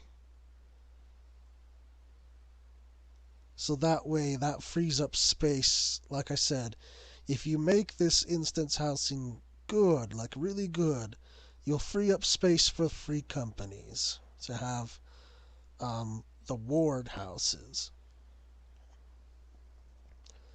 that you guys implemented. That would free up some space for free companies.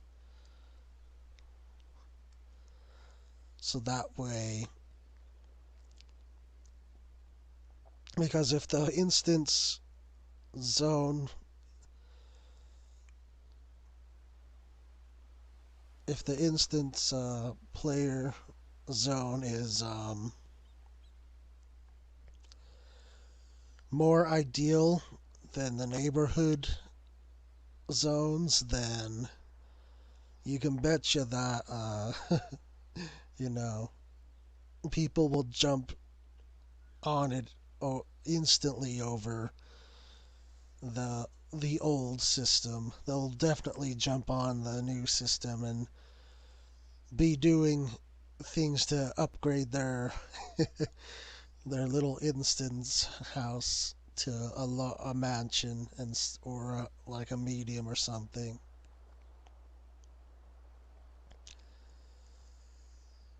Like that would be, you know, probably the best thing that could happen for housing is just making it personal, more personal for the player. Give them their own personal instance where they can make their house any size for a fee, of course. Like I said, Gill Sync, and not have it be tied to any company or anything like that, any grand company, but make it so that rather it's tied to, you know, basically make it tied to completion of an expansion, and have it tied to that expansion's worlds, basically. So that way people can feel like they're in their favorite expansion's world. They can feel like they're living in their favorite expansion's world, without having to constantly beg and ask for more of a housing ward, when you guys should, rather than just giving them more wards, just give them their own instance instead, in that particular place that they like so much. Like, just give them that their own instance in that expansion zone.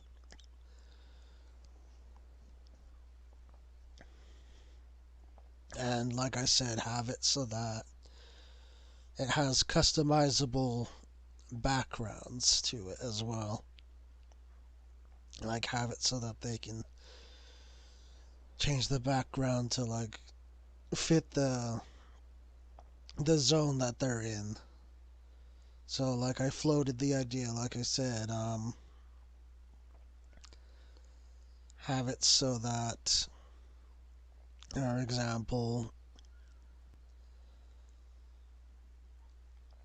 if they're in a Realm Reborn area, have it so that they can change their background to either desert, forest, or ocean.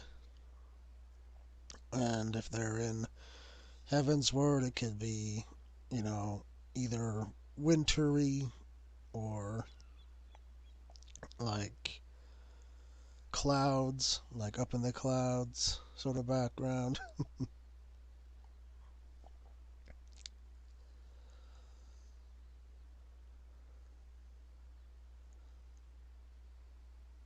And, or,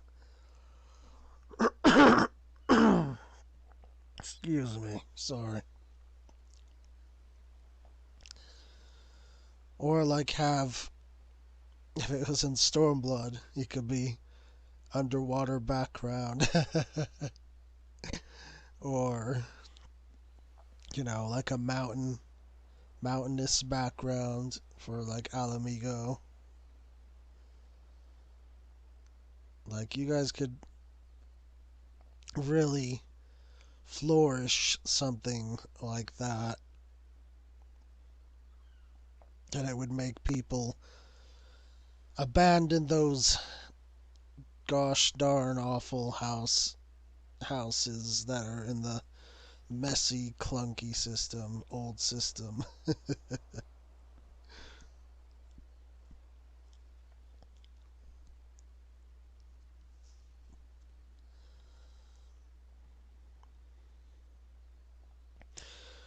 Alright, I think that's all I can really say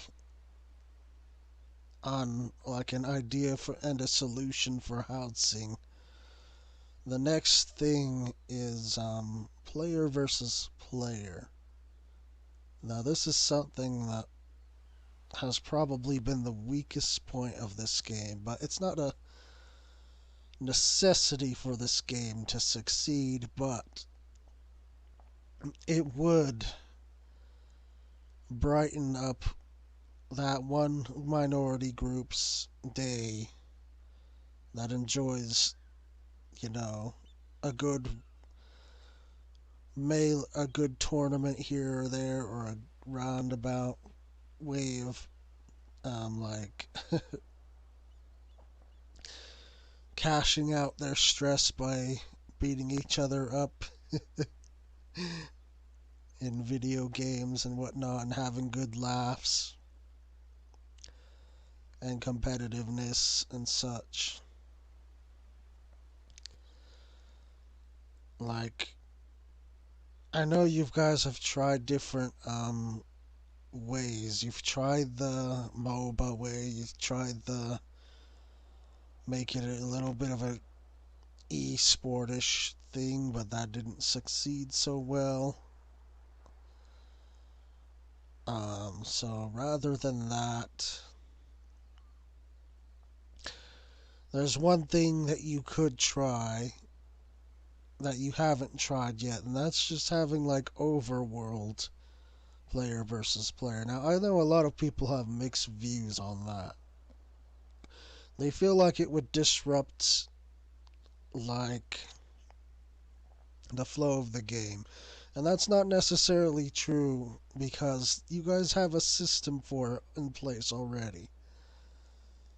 It's been a system that's kind of been neglected, and I think that you should really revisit this system, reuse this, repurpose this system, as this system would work for overworld player versus player that's being asked for and asked about.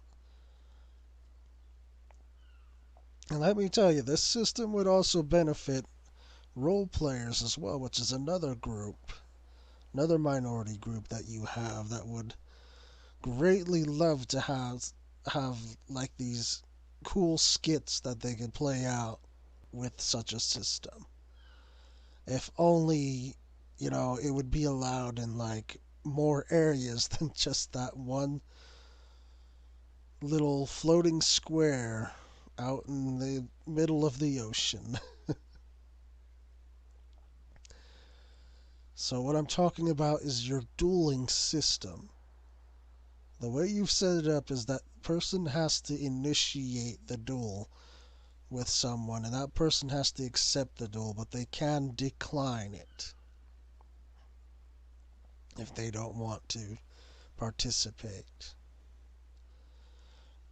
Now, you can take this system and apply it to overworld areas.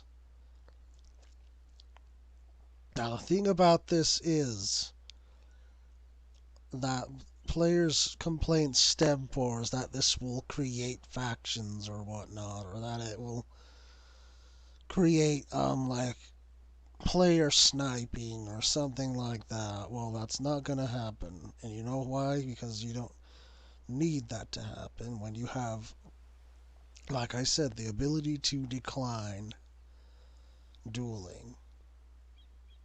And like I said, if someone doesn't get the message the first time someone declines or says no, you already have it in the terms of service underlying what harassment constitutes.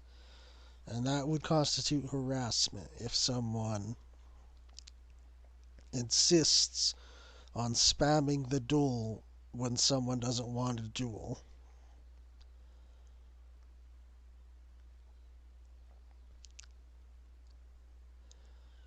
And if it's reported, then that person who is spamming that will be punished accordingly.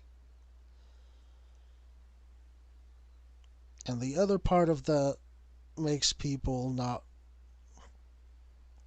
want to have such a thing is that they have this unwarranted fear that like it's gonna just make people drag fights into random like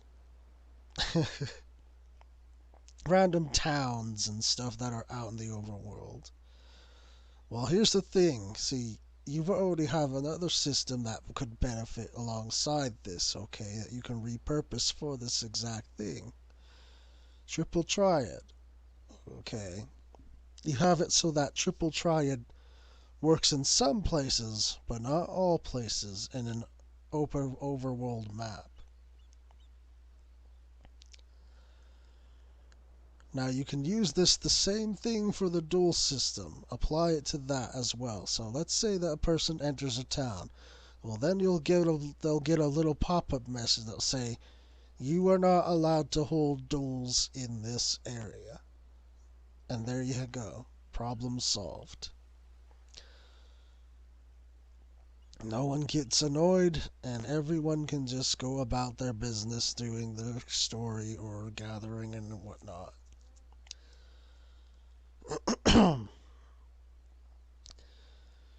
But outside of towns, for example, let's say that the person's outside away from a town where there's, the big blue crystals things, the big floating crystals. So they're outside that, okay,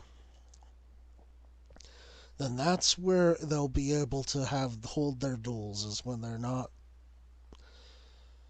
inside any towns disrupting, players that just want to enjoy doing like a story, or like they're trying to gather or something like that, or they're questing.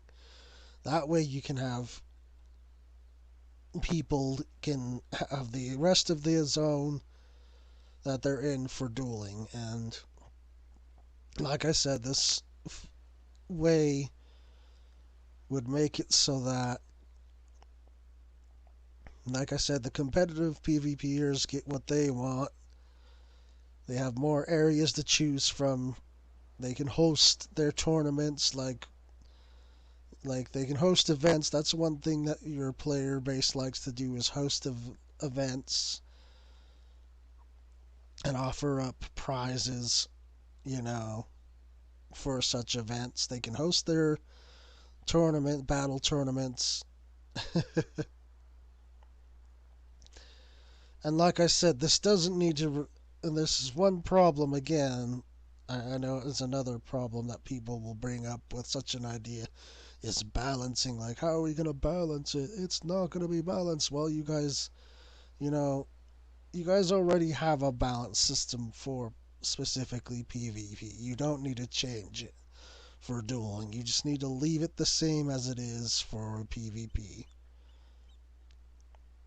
So right as a person initiates um, a duel, then that's when it will automatically sync them to that PvP, you know, level that you developers have already established.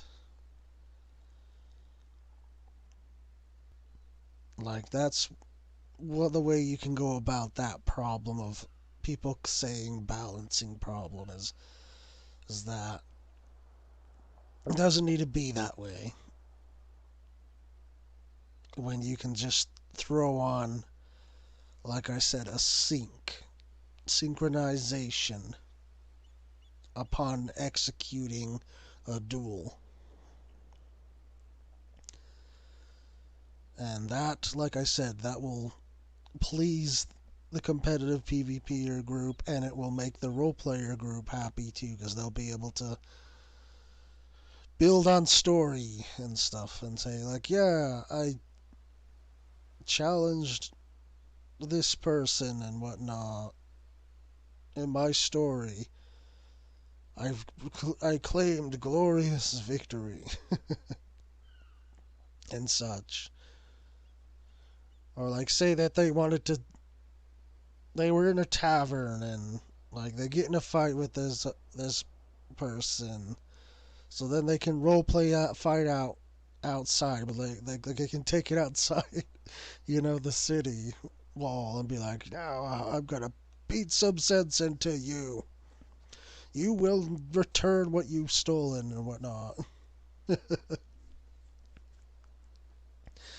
And this also opens up a new form of creation, content creation too. So your content creators will also be happy. Your content creator group will also be happy with this type of system for PvP.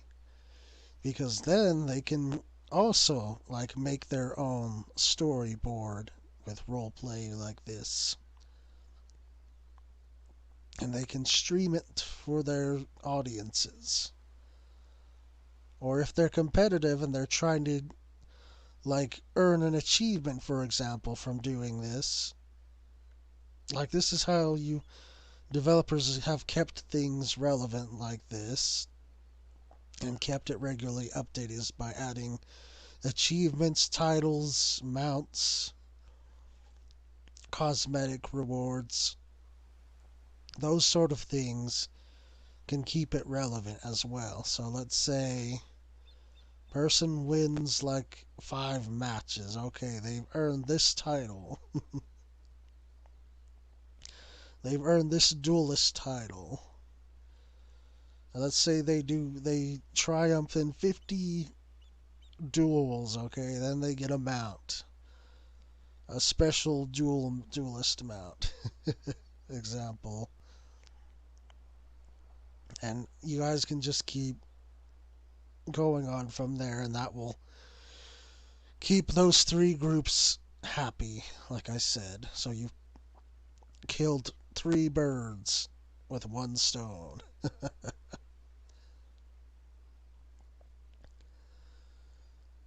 So that's one way I think you could improve and make PvP dynamic is revisit that dueling system, repurpose it, and make it so that there are some restrictions, but they're not heavily restrictions. And have it so that the rules of engagement require that the player is synchronized to the PvP system that you already have in place, and that people can decline a duel. Like, they can't be forced to duel, and if they are being bullied, then they can report that, and that person will be punished for being a bully, etc. And that will take care of the problems with that, while also allowing people the freedom to have competitions, hold tournaments, like I said. That's things they like to do. And just have fun with it. So you do that, and then do, like I said,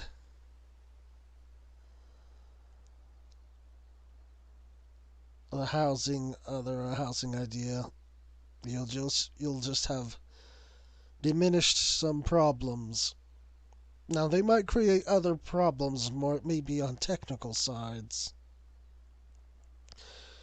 but those can be grinded out and smoothed out over time. But such ideas as I've now given you, using current systems you already have, will benefit both player and you guys in the long run. Now the next topic I need to bring up, and this is also one I briefly glossed over in my previous video, so it's kind of hyperbole at this point, but the next point I want to address is I want you developers to be aware of the Glamour system. Now, this is a system that your players love to pieces. They love the cosmetics of your game. They love collecting hairstyles, collecting clothes pieces, and getting the dyes for them and stuff. Now, the thing that irks players about your current Glamour system is the fact that it's limited in functionality as well as choice. And what I mean by that is that you often have this case of designing things differently depending on a character's gender. And that kind of really irks a lot of people. Like, they'll see that maybe one piece of gear looks a lot better on like a male character, or that the male player will see that, oh, I think that really would look good on my character, but oh, it's locked to that person because they're a male character, etc. That's one of the issues that your player base, your groups of player bases, I should say, this is your average casuals and your role players. I don't think the hardcore players really necessarily care too badly, but and obviously, your content creator group cares about this system too because they like to look cool or flashy or trendy with their characters that they're streaming with, their avatars. So with this system, again, the same problem I brought up with the community is that the system feels really exclusive rather than inclusive. And it shouldn't be that way. It should be more inclusive and not exclusive. Now keep in mind, I know what Naoki Yoshida feels about. I know what Mr. Producer feels about, you know, having players giving them too much freedom. Like, he thinks that in his head, his mindset, he thinks that if you give a mage like armor, it's going to confuse other players. They're going to be like, hey, isn't that a tank? Right? Why are they casting spells? Shouldn't they, be in the fray of the enemy? That's not really the case, my dear Mr. Naoki Yoshida. What it really is that, you know, people can tell when a tank's a tank and people can tell when a healer's a healer. The tanks will usually have heavy, like, big, ridiculous weapons, either blunt or sharp, like great swords, hammers, axes, um, stuff like that. Or shields, shields, swords, big swords, long swords.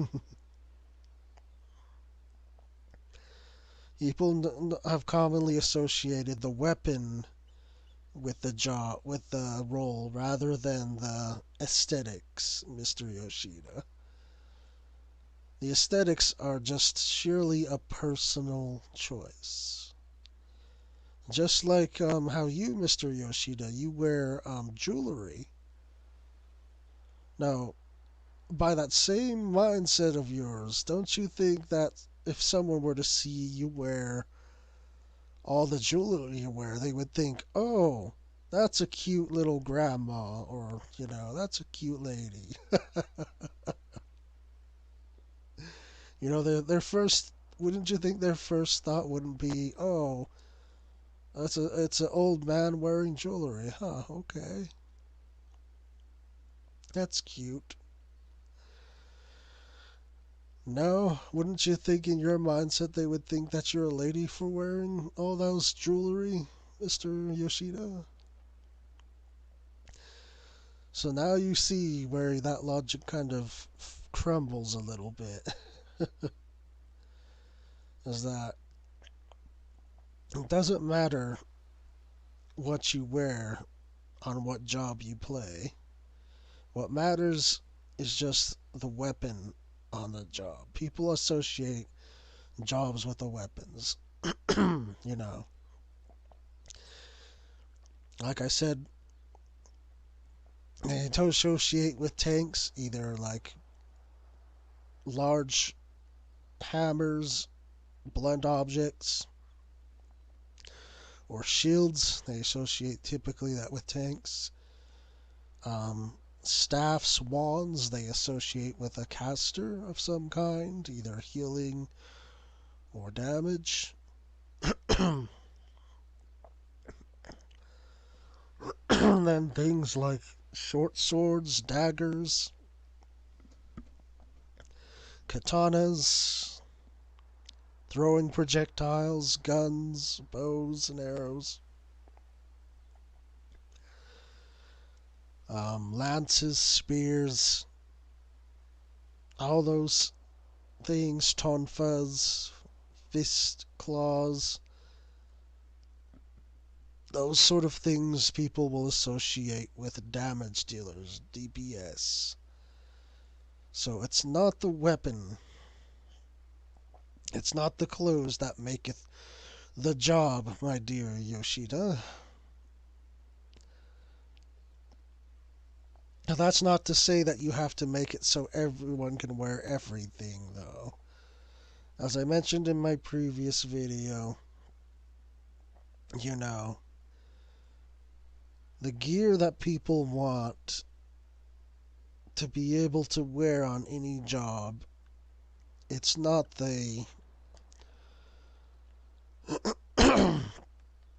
not the job specific gear. So like this here, like this blue gear right here, for example.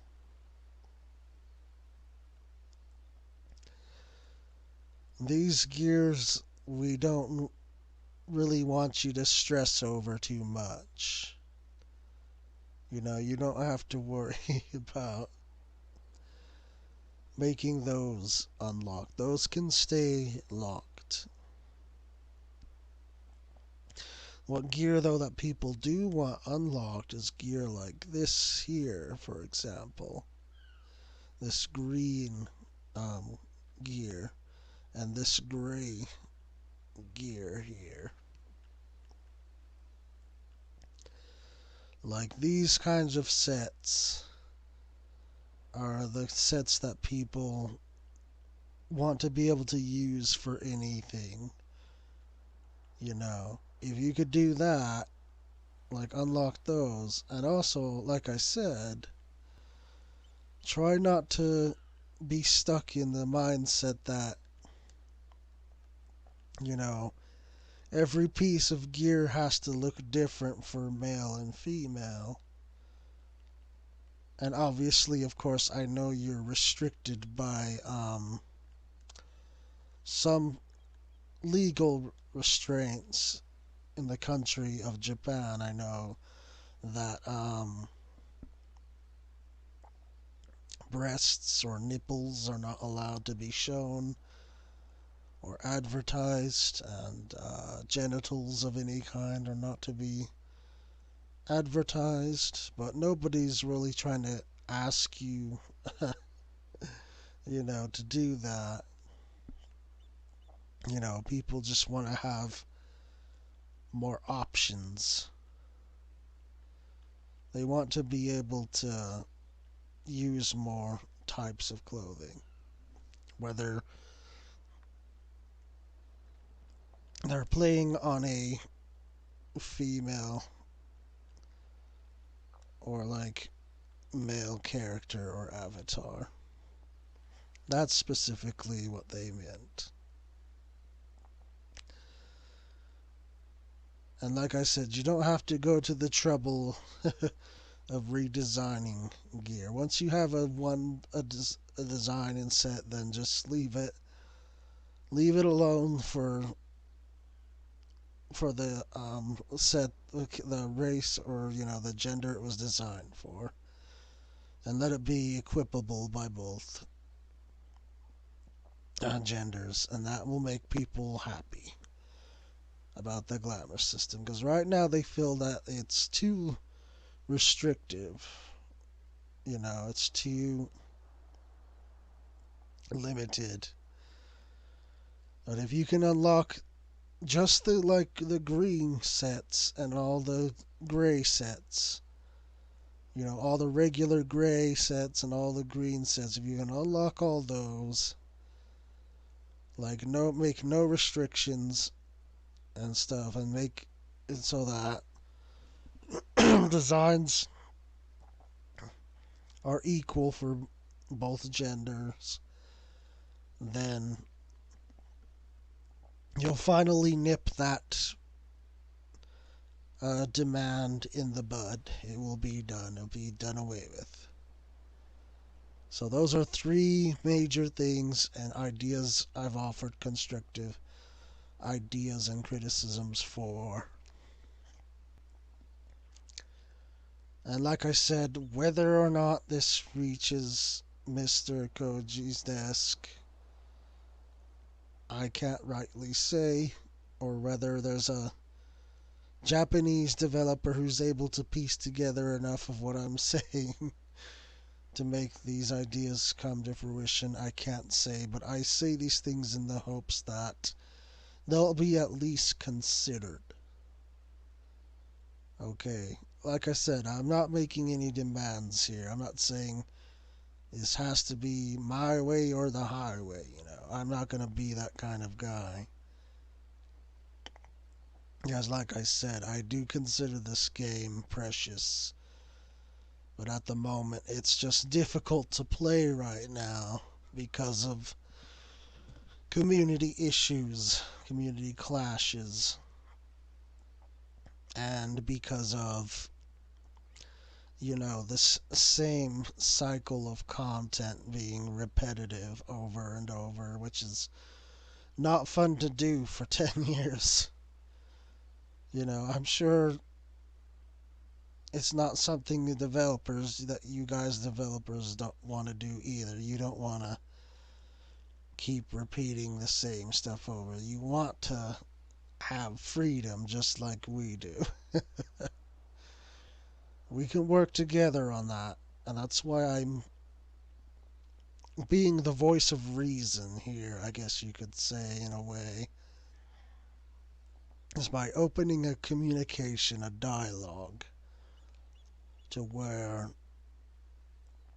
you guys will be able to understand things better on why average players are quitting, average long-time players like myself are quitting, and what can be done to resolve that conflict. Other than that, I don't have any other comments on any other issues that I've noticed or I've taken thought of that are constantly talked about. I mean, the rating, that's about the last thing I could talk about. You do good job with the rating, but I think you should maybe remove saying like 8-man raids, because they really don't feel like 8-man raids anymore.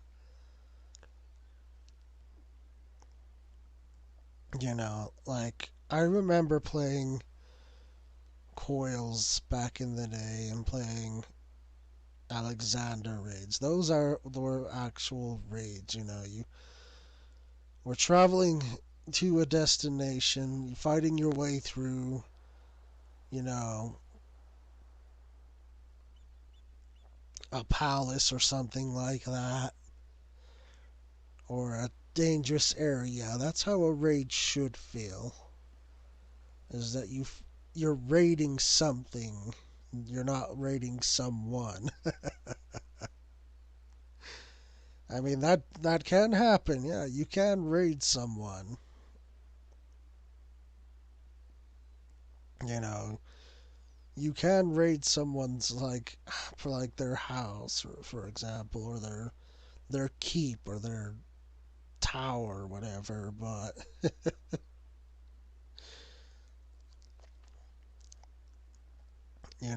but raiding, the very act of raiding is like you're making your way through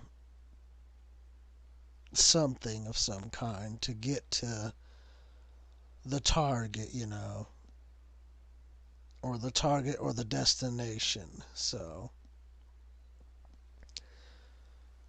going forward, I would think to just rather than call it, a raid, um, 8-player raid, just call it, like a challenge, raid challenge. That would be more accurate to call this particular thing rather than call it, you know, or not even raid, sorry. What am I thinking? Not even call it a raid, but just call it a challenge. 8-person challenge. Because really, these raids that you're going through with right now for 8 players is no different from the extreme trial fights. They're basically one and the same, with the only difference being that the boss has more HP value.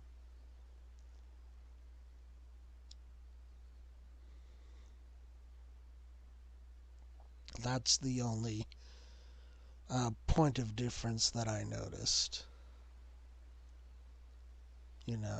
Is that the HP values are higher for the 8-man raid boss thing.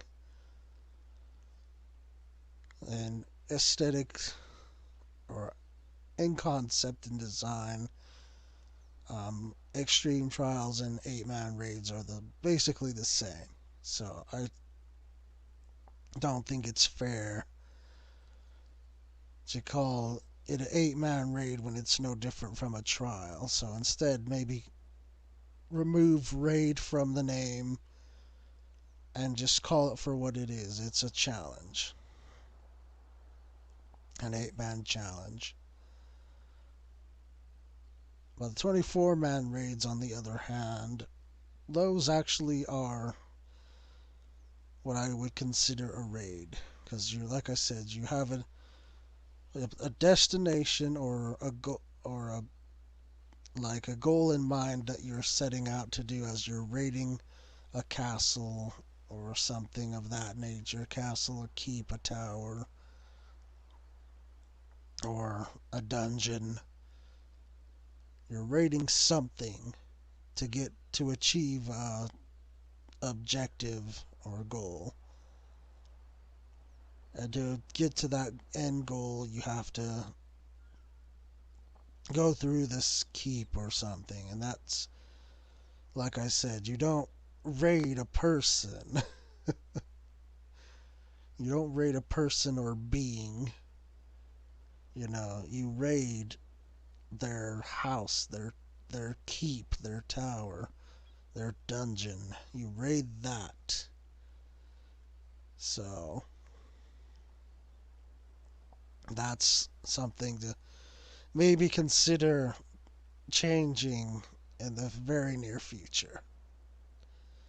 But other than that, I think that the fights are fantastic in the trials, and 8-man raids, quotation marks, and 24-man raids are fun to do as well. So you excel at that, and you excel at music and your zone design, map area designs. You excel at that, and music, like I said, and story. Those are your guys' strongest points in this game, but those other points need some much desired attention and some love. And if you can get those things the attention and love they deserve, then a lot of those issues and complaints you've had will just start to disappear little by little. And instead of complaints, you'll get requests, more requests instead.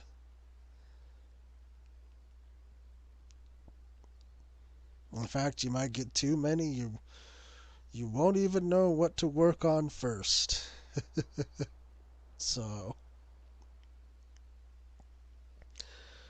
but like I said, until such things happen, I can't really continue to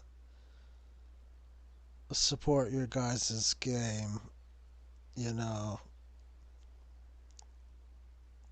because I don't agree that the easy way out, the constant repeatable grind, is the answer to a successful legacy to leave behind in this game, which we know is a decade long old now, and we can't say for certain that another 10 years will even be possible, you know. Like, I'm sure 10 years from now I'll still be talking about this game, you know. But whether I decide to, continue return to playing it though is the thing, is the main point I make, is that I don't feel like I can return until the communal issues are dealt with, that the representation is fixed, adjusted, the representation that we get and have, until that is finally fixed up, and until you guys just break down the walls that are holding you back, you finally, you know, unchain those shackles that are weighing you down, and you show us what you really can do with this game, then I'm just gonna keep my silent vigil and just watch from here on out.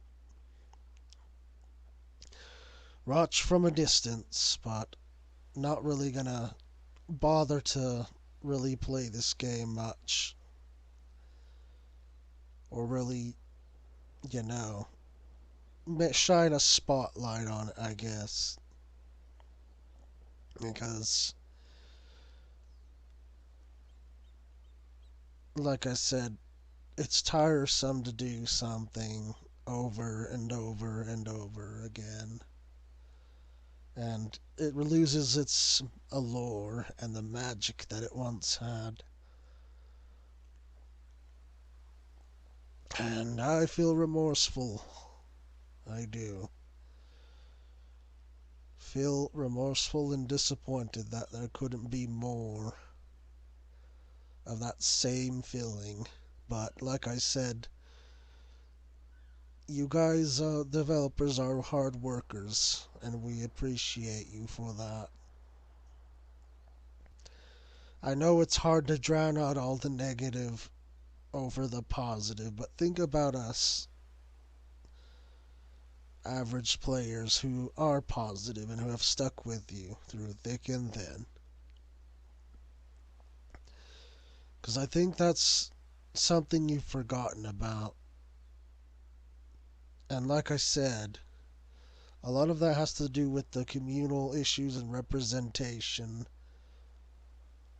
We're falsely represented. And like I said, there's clashing of minority groups within the community. Like, there is no centralized whole. And it's like it goes to say, like a really old saying, a house divided will fall, but a united one will climb to new heights. So, we really need to work on getting rid of this division together. And if we can do that, we can fix that and get the issue resolved, then I just know that this game will for sure succeed to places where we never imagined.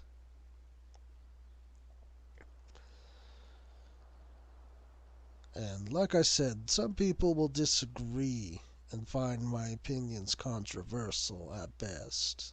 But there's one thing that we agree on, me and you developers, is that in current state of things is far from successful.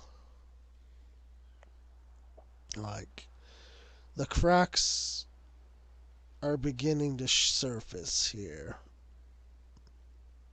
And we can both see that. And that's why it's all the more important to nip all these issues in the bud. Because once they're gone, like I said, you'll leave behind a perfect legacy. One that which we can all be proud of. And which you developers can say that you were glad that you did. You're glad that you created it. And you can live out the rest of your years in a quiet and happy retirement, knowing that you made so many lives happy, that you've impacted and made so many lives work really well.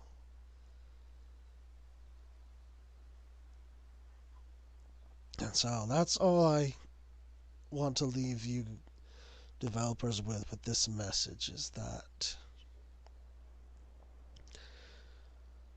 you know, things may look bleak. They may look grim at some points. But trust that, we players do care. There are quite many of us that do care, and we are listening. And we don't want you to give up or quit either. I may have decided to quit, so maybe it's not my place to say, whether you should quit or not. But my reasons for quitting are much different, you see. It's not because I'm being belittled and stuff like you guys are, but it's because I really feel like I can't continue to deal with, the stress that this community creates. I can't deal with, having to repeat something over and over again that just shows no signs of changing anytime soon. And like I said, it gives that sense and feeling of betrayal where, I may have felt like I was promised an MMO, but I feel like I'm playing a single player RPG. And then, make matters worse, is that I've been shelling out money to support this game, which I thought, was an MMORPG that I thought would continue to grow and change, and indeed it has, in some ways, but in other ways, in the most important ways that it needs to change, it has not. So I feel like kind of like my support didn't really matter in the end, when really, objectively, nothing has changed. We veteran players have basically seen just more of the same things over and over again. Ever since 1.0 up till now, just everything's just been the same. There's been sprinkles of new things, exciting new things, but those things lately have felt like they're few and far between. Like, feels like the new things are a rare spawn, you know, and it's a little bit depressing.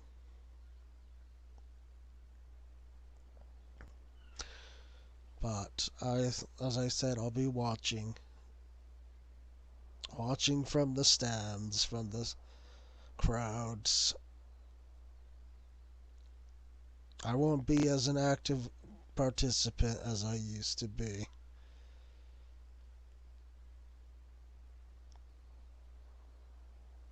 Hence, that's why I stopped recording the events, the seasonal events for my channel, and I stopped making video projects through 14 as an outlet, because, I just can't do it anymore.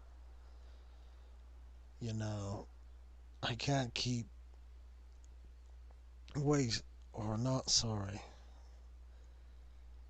I can't keep spending my time, I guess, repeating the same thing, because that's just not fun to do.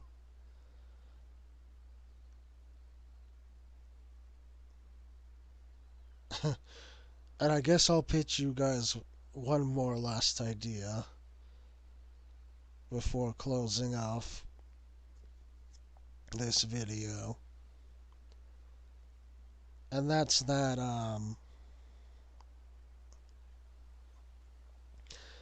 idea for the new job, since I know it's getting a little bit of a struggle to pick and choose a new job, because, you basically you have, you know, you have a white mage, which is elemental healer. You have a scholar, which is a, fairy, like fantasy based healer. Then you have, the astrologian, or astrologian, however method you prefer to pronounce that by, which is a bit of a fortune teller-esque healer who sees the fates written in the stars. And then you have, the mechanical, machinery like healer, the sage now. And with the tanks, you have a great sword user, sword and shield user, you have an axe wielder, and a gunblade user, which I kind of iffy on for that being a tank role, really. Like, I really was expecting that to be a melee DPS. I think a lot of us kind of were, but, like, we understand that, you did need to kind of put in a slot, because tank players felt left out, and so did healers for the expansions that were released. So I understand that, but got that, and then for DPS, you have mages, we have a katana user, a dagger user, lance spear user, have an archer, we have a technological machinist who uses gadgets and gizmos. So really, oh yes, and we have a scythe, a reaper job. So really, what's left, And what I would say, what's left, well, what's left is something we haven't seen before. And what I would say to that being that like Sage is something we haven't seen before, of course, but on like a damage dealer, what we haven't seen before, and what I think would be really good is a weapon master. That would be awesome. And you know what would fit perfectly for this is scouting, since ninjas kind of float in that position alone. I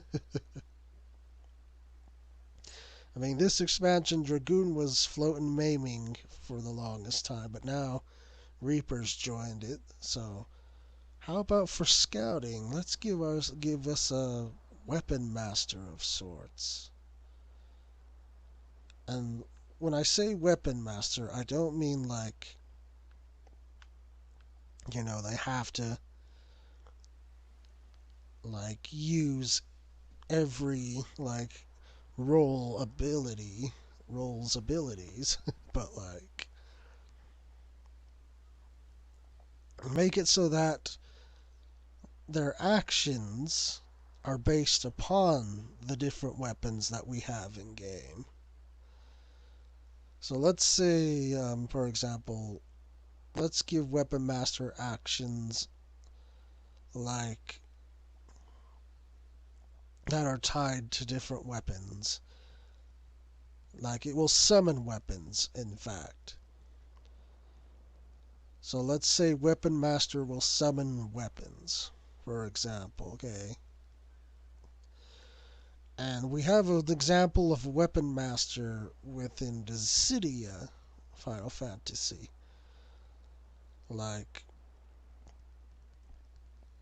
or actually I should say there's 3 different types of Weapon Masters in Dissidia. There's Bart's Clouser, who transfers his abilities through different weapons, range. Like he uses like a bow and like magic for range attacks. And then for melee, he uses like swords, daggers, and swords. Or sorry, swords, daggers, and like poles and axes. And the same with Vaughn from 12. He uses the very same thing. He uses like swords and stuff for close up, swords, daggers for close up attacks, and uses a gun and like a crossbow sort of thing for ranged. And then there's Furion. He uses a bow and arrow for range. He uses magic for range. He uses um, even like a lance or spear he can use for range sometimes. And then for a close up, he summons like like a sword or a dagger. Like just a job like that would be pretty cool, I think. And you don't have to necessarily name it Weapon Master or Onion Knight, which is one job name of the job they use. You don't have to call it an Onion Knight or a Weapon Master or anything. You could just call it something unique like Fighter or Blitzer or duelist. You could name it anything, but just having a job where, like, different actions summon different weapons, I think that would be really cool. And that's something we haven't seen before in Final Fantasy XIV. Not unless you count Mr. Gilgamesh, but he's got multiple arms to carry those weapons. But just like something like that, for example, would be cool. Or like, and how Noctis even, who we did a collaboration event with in this game, he just summons weapons for an action to complete an action. That was something I think would be a really cool job to see. And that might actually push me to come back to 14. A job like that's well made and polished. It doesn't have to be overpowered or anything, it just has to have that ability to summon weapons for either ranged attacks or for, close range.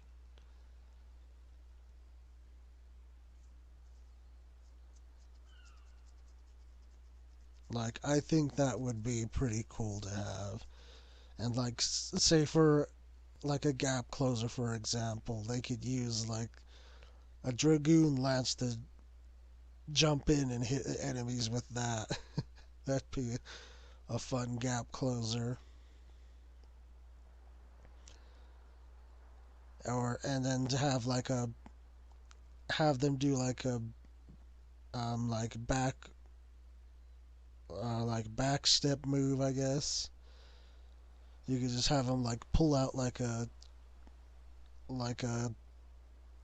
gun or something, then it will create an explosion that knocks them back a certain range. Like, that would be cool, you know. And I think that would fit perfectly too with the new Warrior of Light job too. Like the poster boy, that would be a perfect job for him. Like, he's already shown he can do that. Like with Shadowbringers trailer, he's showed he could just pop off and change jobs on a whim. But how about just summon different weapons? That would be cool. I would think. Just see him in the trailer summoning and using different weapons all at different times.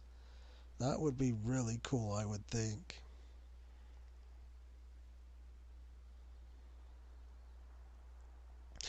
But anyway, I gave my thoughts. I offered my knowledge and some ideas to you developers. I do wish you the best. And I wish the game a bright future as well, but again, I'm kind of on the fence. I don't know if I want to come back or not yet. I hope that I will come back, but like I said, that's wholly dependent on if we can address some of the issues, if we can offer alternatives to how content is presented and done. Like I said, it's not terrible thing if you want to repeat dungeons as a type of content, want to repeat raids. It's just try to freshen them up. Try new things with them. Make them like more dynamic, more fun. Like, you don't have to constantly do things just because there's a deadline. Like I said, if there's a delay, that's perfectly okay. A lot of us would really rather you have something done the way that you want it done We want to see what you guys can do when you're not limited, you know. And while we're speaking of limitations, I guess there is one more thing I want to say. And that's in regards to the subscription model here of the game. I think that the subscription model has also tied you guys, the developers, down heavily. And that causes a lot of strain and stress when you're developing because you have to meet deadlines or else people start to get mad that, they're not getting things to do, that they feel like they're wasting their money and all that. And Yoshida having to step on and say, hey, can't you please be nicer? Or him apologizing for things all the time that are out of his control, really. Like, he can't control some things, but people expect, like, him to be instantly be able to do things when he just can't. So, the subscription model, I think, just doesn't work anymore either. Like, I know a lot of people hate the word free to play, okay? And that they say that that leads to lots of predatory behaviors and all that kind of nonsense. And they'll say, like, oh, if they do free to play, this game's just gonna die. No one will play it. Well, that's not true. There's plenty of games out there that are free to play, even right now, that still lots of people play. You know, lots of people still play certain free to play games. Black Desert Online, for example, that's a free to play game, and there's still quite an active player base that plays it. Maybe not as huge as this one, or as huge as World of Warcraft was, but that doesn't make it insignificant either. It's the fact that it still gets people playing that game, and Guild Wars 2, another free to play game, also still gets lots of players that play. The games like those, and even Elder Scrolls Online, they still see lots of pretty good traffic of players that play those games, and you don't see like a whole lot of complaints. And the developers have the freedom, because of those games being free to play, they have the development time freedom to make things, you know, perfect, to make them solid. They're not tied down by deadlines because of the free to play model. And I'm just saying to you, dear developers, if you do embrace the free to play model, that could probably be for the better of your sanity and your health, both, I would think. That if you embrace the free to play model for Final Fantasy XIV without super crack cash grabs or anything like that, then I think people would be A-okay. And they would still continue to play your game. Now, how I would think you would want to handle that is still keep the subscription model okay. I'm not saying you have to completely do away with it. But rather than making like it mandatory, you know, make it so that rather that the subscription will have an added benefit to it. Okay, one that's not predatory in nature. Okay, let's set the record straight for that. Not non-predatory practice. So let's say someone wants to continue to support through subscription, okay, rather than microtransactions through the Mog Station, or sorry, the 14 store, for example. So let's say they still want to support the game with their money, so they'll opt into the subscription program. So let's say opting into the subscription program nets them like an extra like EXP bonus per day. Okay. So that way they can level things faster. And like other bonuses could include, other than an EXP bonus, you could also include a bottle of like free Fantasia, for example, when they resub for like another however many days. For like, say if they resub for like another 90 days or 100 days, then let's say that will give them a free bottle of Fantasia. And if they sub again after that, then they could get a free like pot of dye. Like they just have to redeem a code on the like store for it. Like it can be any dye that's on the store. They just have to punch in the code and then boom, they got their dye. Like you can do things like that, for example, if people decide to stick with throwing support behind a subscription model, for example. And that wouldn't be a big issue in the slightest. People would willingly pay for, the EXP, the additional experience buff, and the, resub for, a Fantasia or for a die coupon, I guess you could call it. Those would be ways to keep incentivize people, to continue to sub. So we go with the subs model. But other than that, with the free to play, for people that are gonna play like free to play, just give them, allow them to not have to be restricted by anything.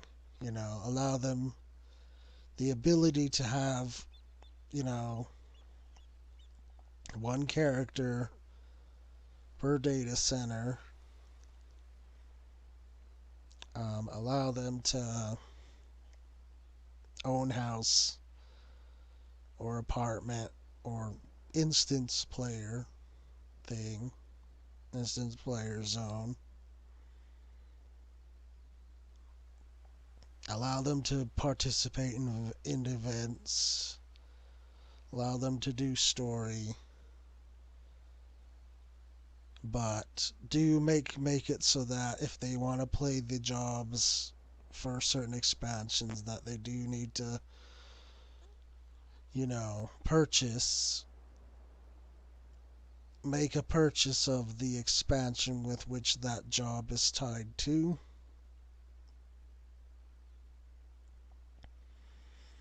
Like you can still get sales off of free to play without it being predatory.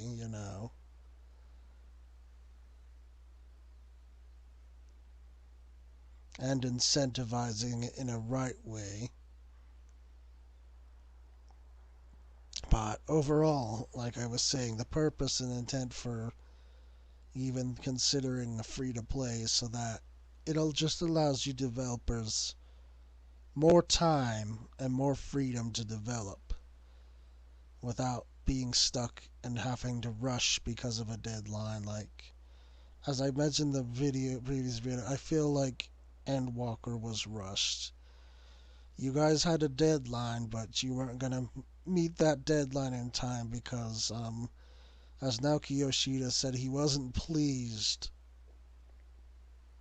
He wasn't satisfied with, leaving things as they were, and so he was able to convince whoever, you know, he's in charge of the scheduling. He was able to convince them to delay Endwalker to December, but even then, I can still see that Endwalker was very much unpolished, and that there's still so much more that they could have done, and a lot more that they could have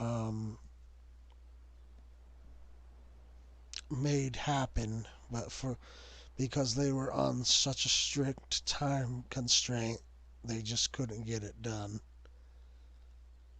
And so I feel bad for them for that. I know Mr. Yoshida was extremely upset and disappointed in himself, and he's probably still feeling that way now. Because, like I've said, he's seen the feedback from players and stuff, and he knows that it's beginning to take a toll on his team and on himself as well. And I think it's time, they consider an option like free to play, where they'll be given like all the time they need, basically. They'll finally have like all the freedom that they require to be able to. They'll have all that time needed, that necessary time and freedom that they'll need basically to um, develop content and polish it up really, really good so that players won't have to complain anymore. They'll be more than satisfied, and they won't feel like they're, you know, being nickeled and dimed for something that's unpolished and like just doesn't feel great to play, etc. So, and with that, my dearest developers, I hope that my feedback proves invaluable to you. It's the stuff I left unsaid from my previous video and that I wanted to make sure you heard, or at least I hope you do hear it. I can't say for certain, but it would be a nice thought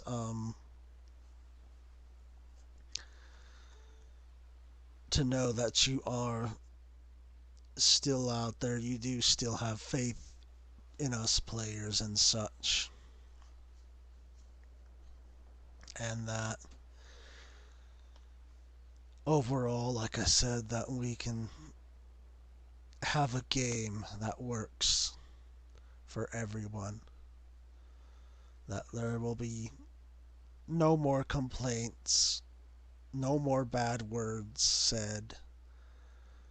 The groups that are fighting, they may still continue to fight, but their fighting will at least start to dwindle down a bit if you are able to, like I said, take some ideas into consideration that I brought up and make them a reality.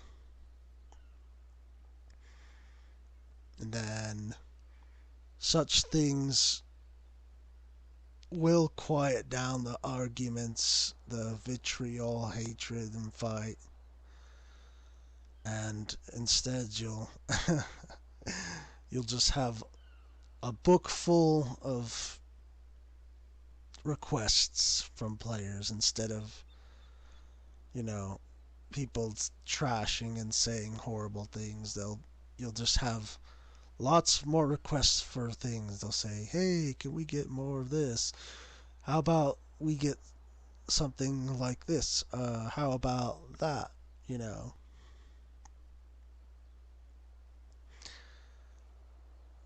That would be like I said, it would probably be a great legacy for you guys to leave behind. Is knowing that rather than people leaving the game behind and people saying bad things. That will all come to a stop, and everyone will just live in the moment together, you know. They'll actually love Final Fantasy. They'll keep it close to their heart like I have. And yeah, that's that's basically all I think I have left to say, you know. So, in any case, thank you, developers, from the bottom of my heart.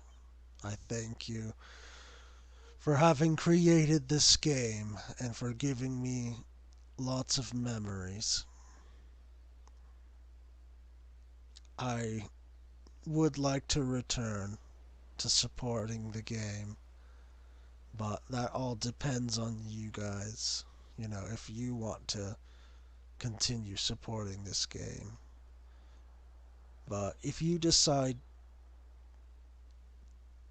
to make some bold moves, some bold changes, you give it everything you have, you break those boundaries, no more limitations holding you back. If you can do all that and show me what you're made of, what you really got hidden in your sleeves, you know, then I will probably make a return. But until that time, I'll just be watching from the sidelines, watching and waiting. So, again, farewell to you, devs. Best wishes to you. May you walk in the light.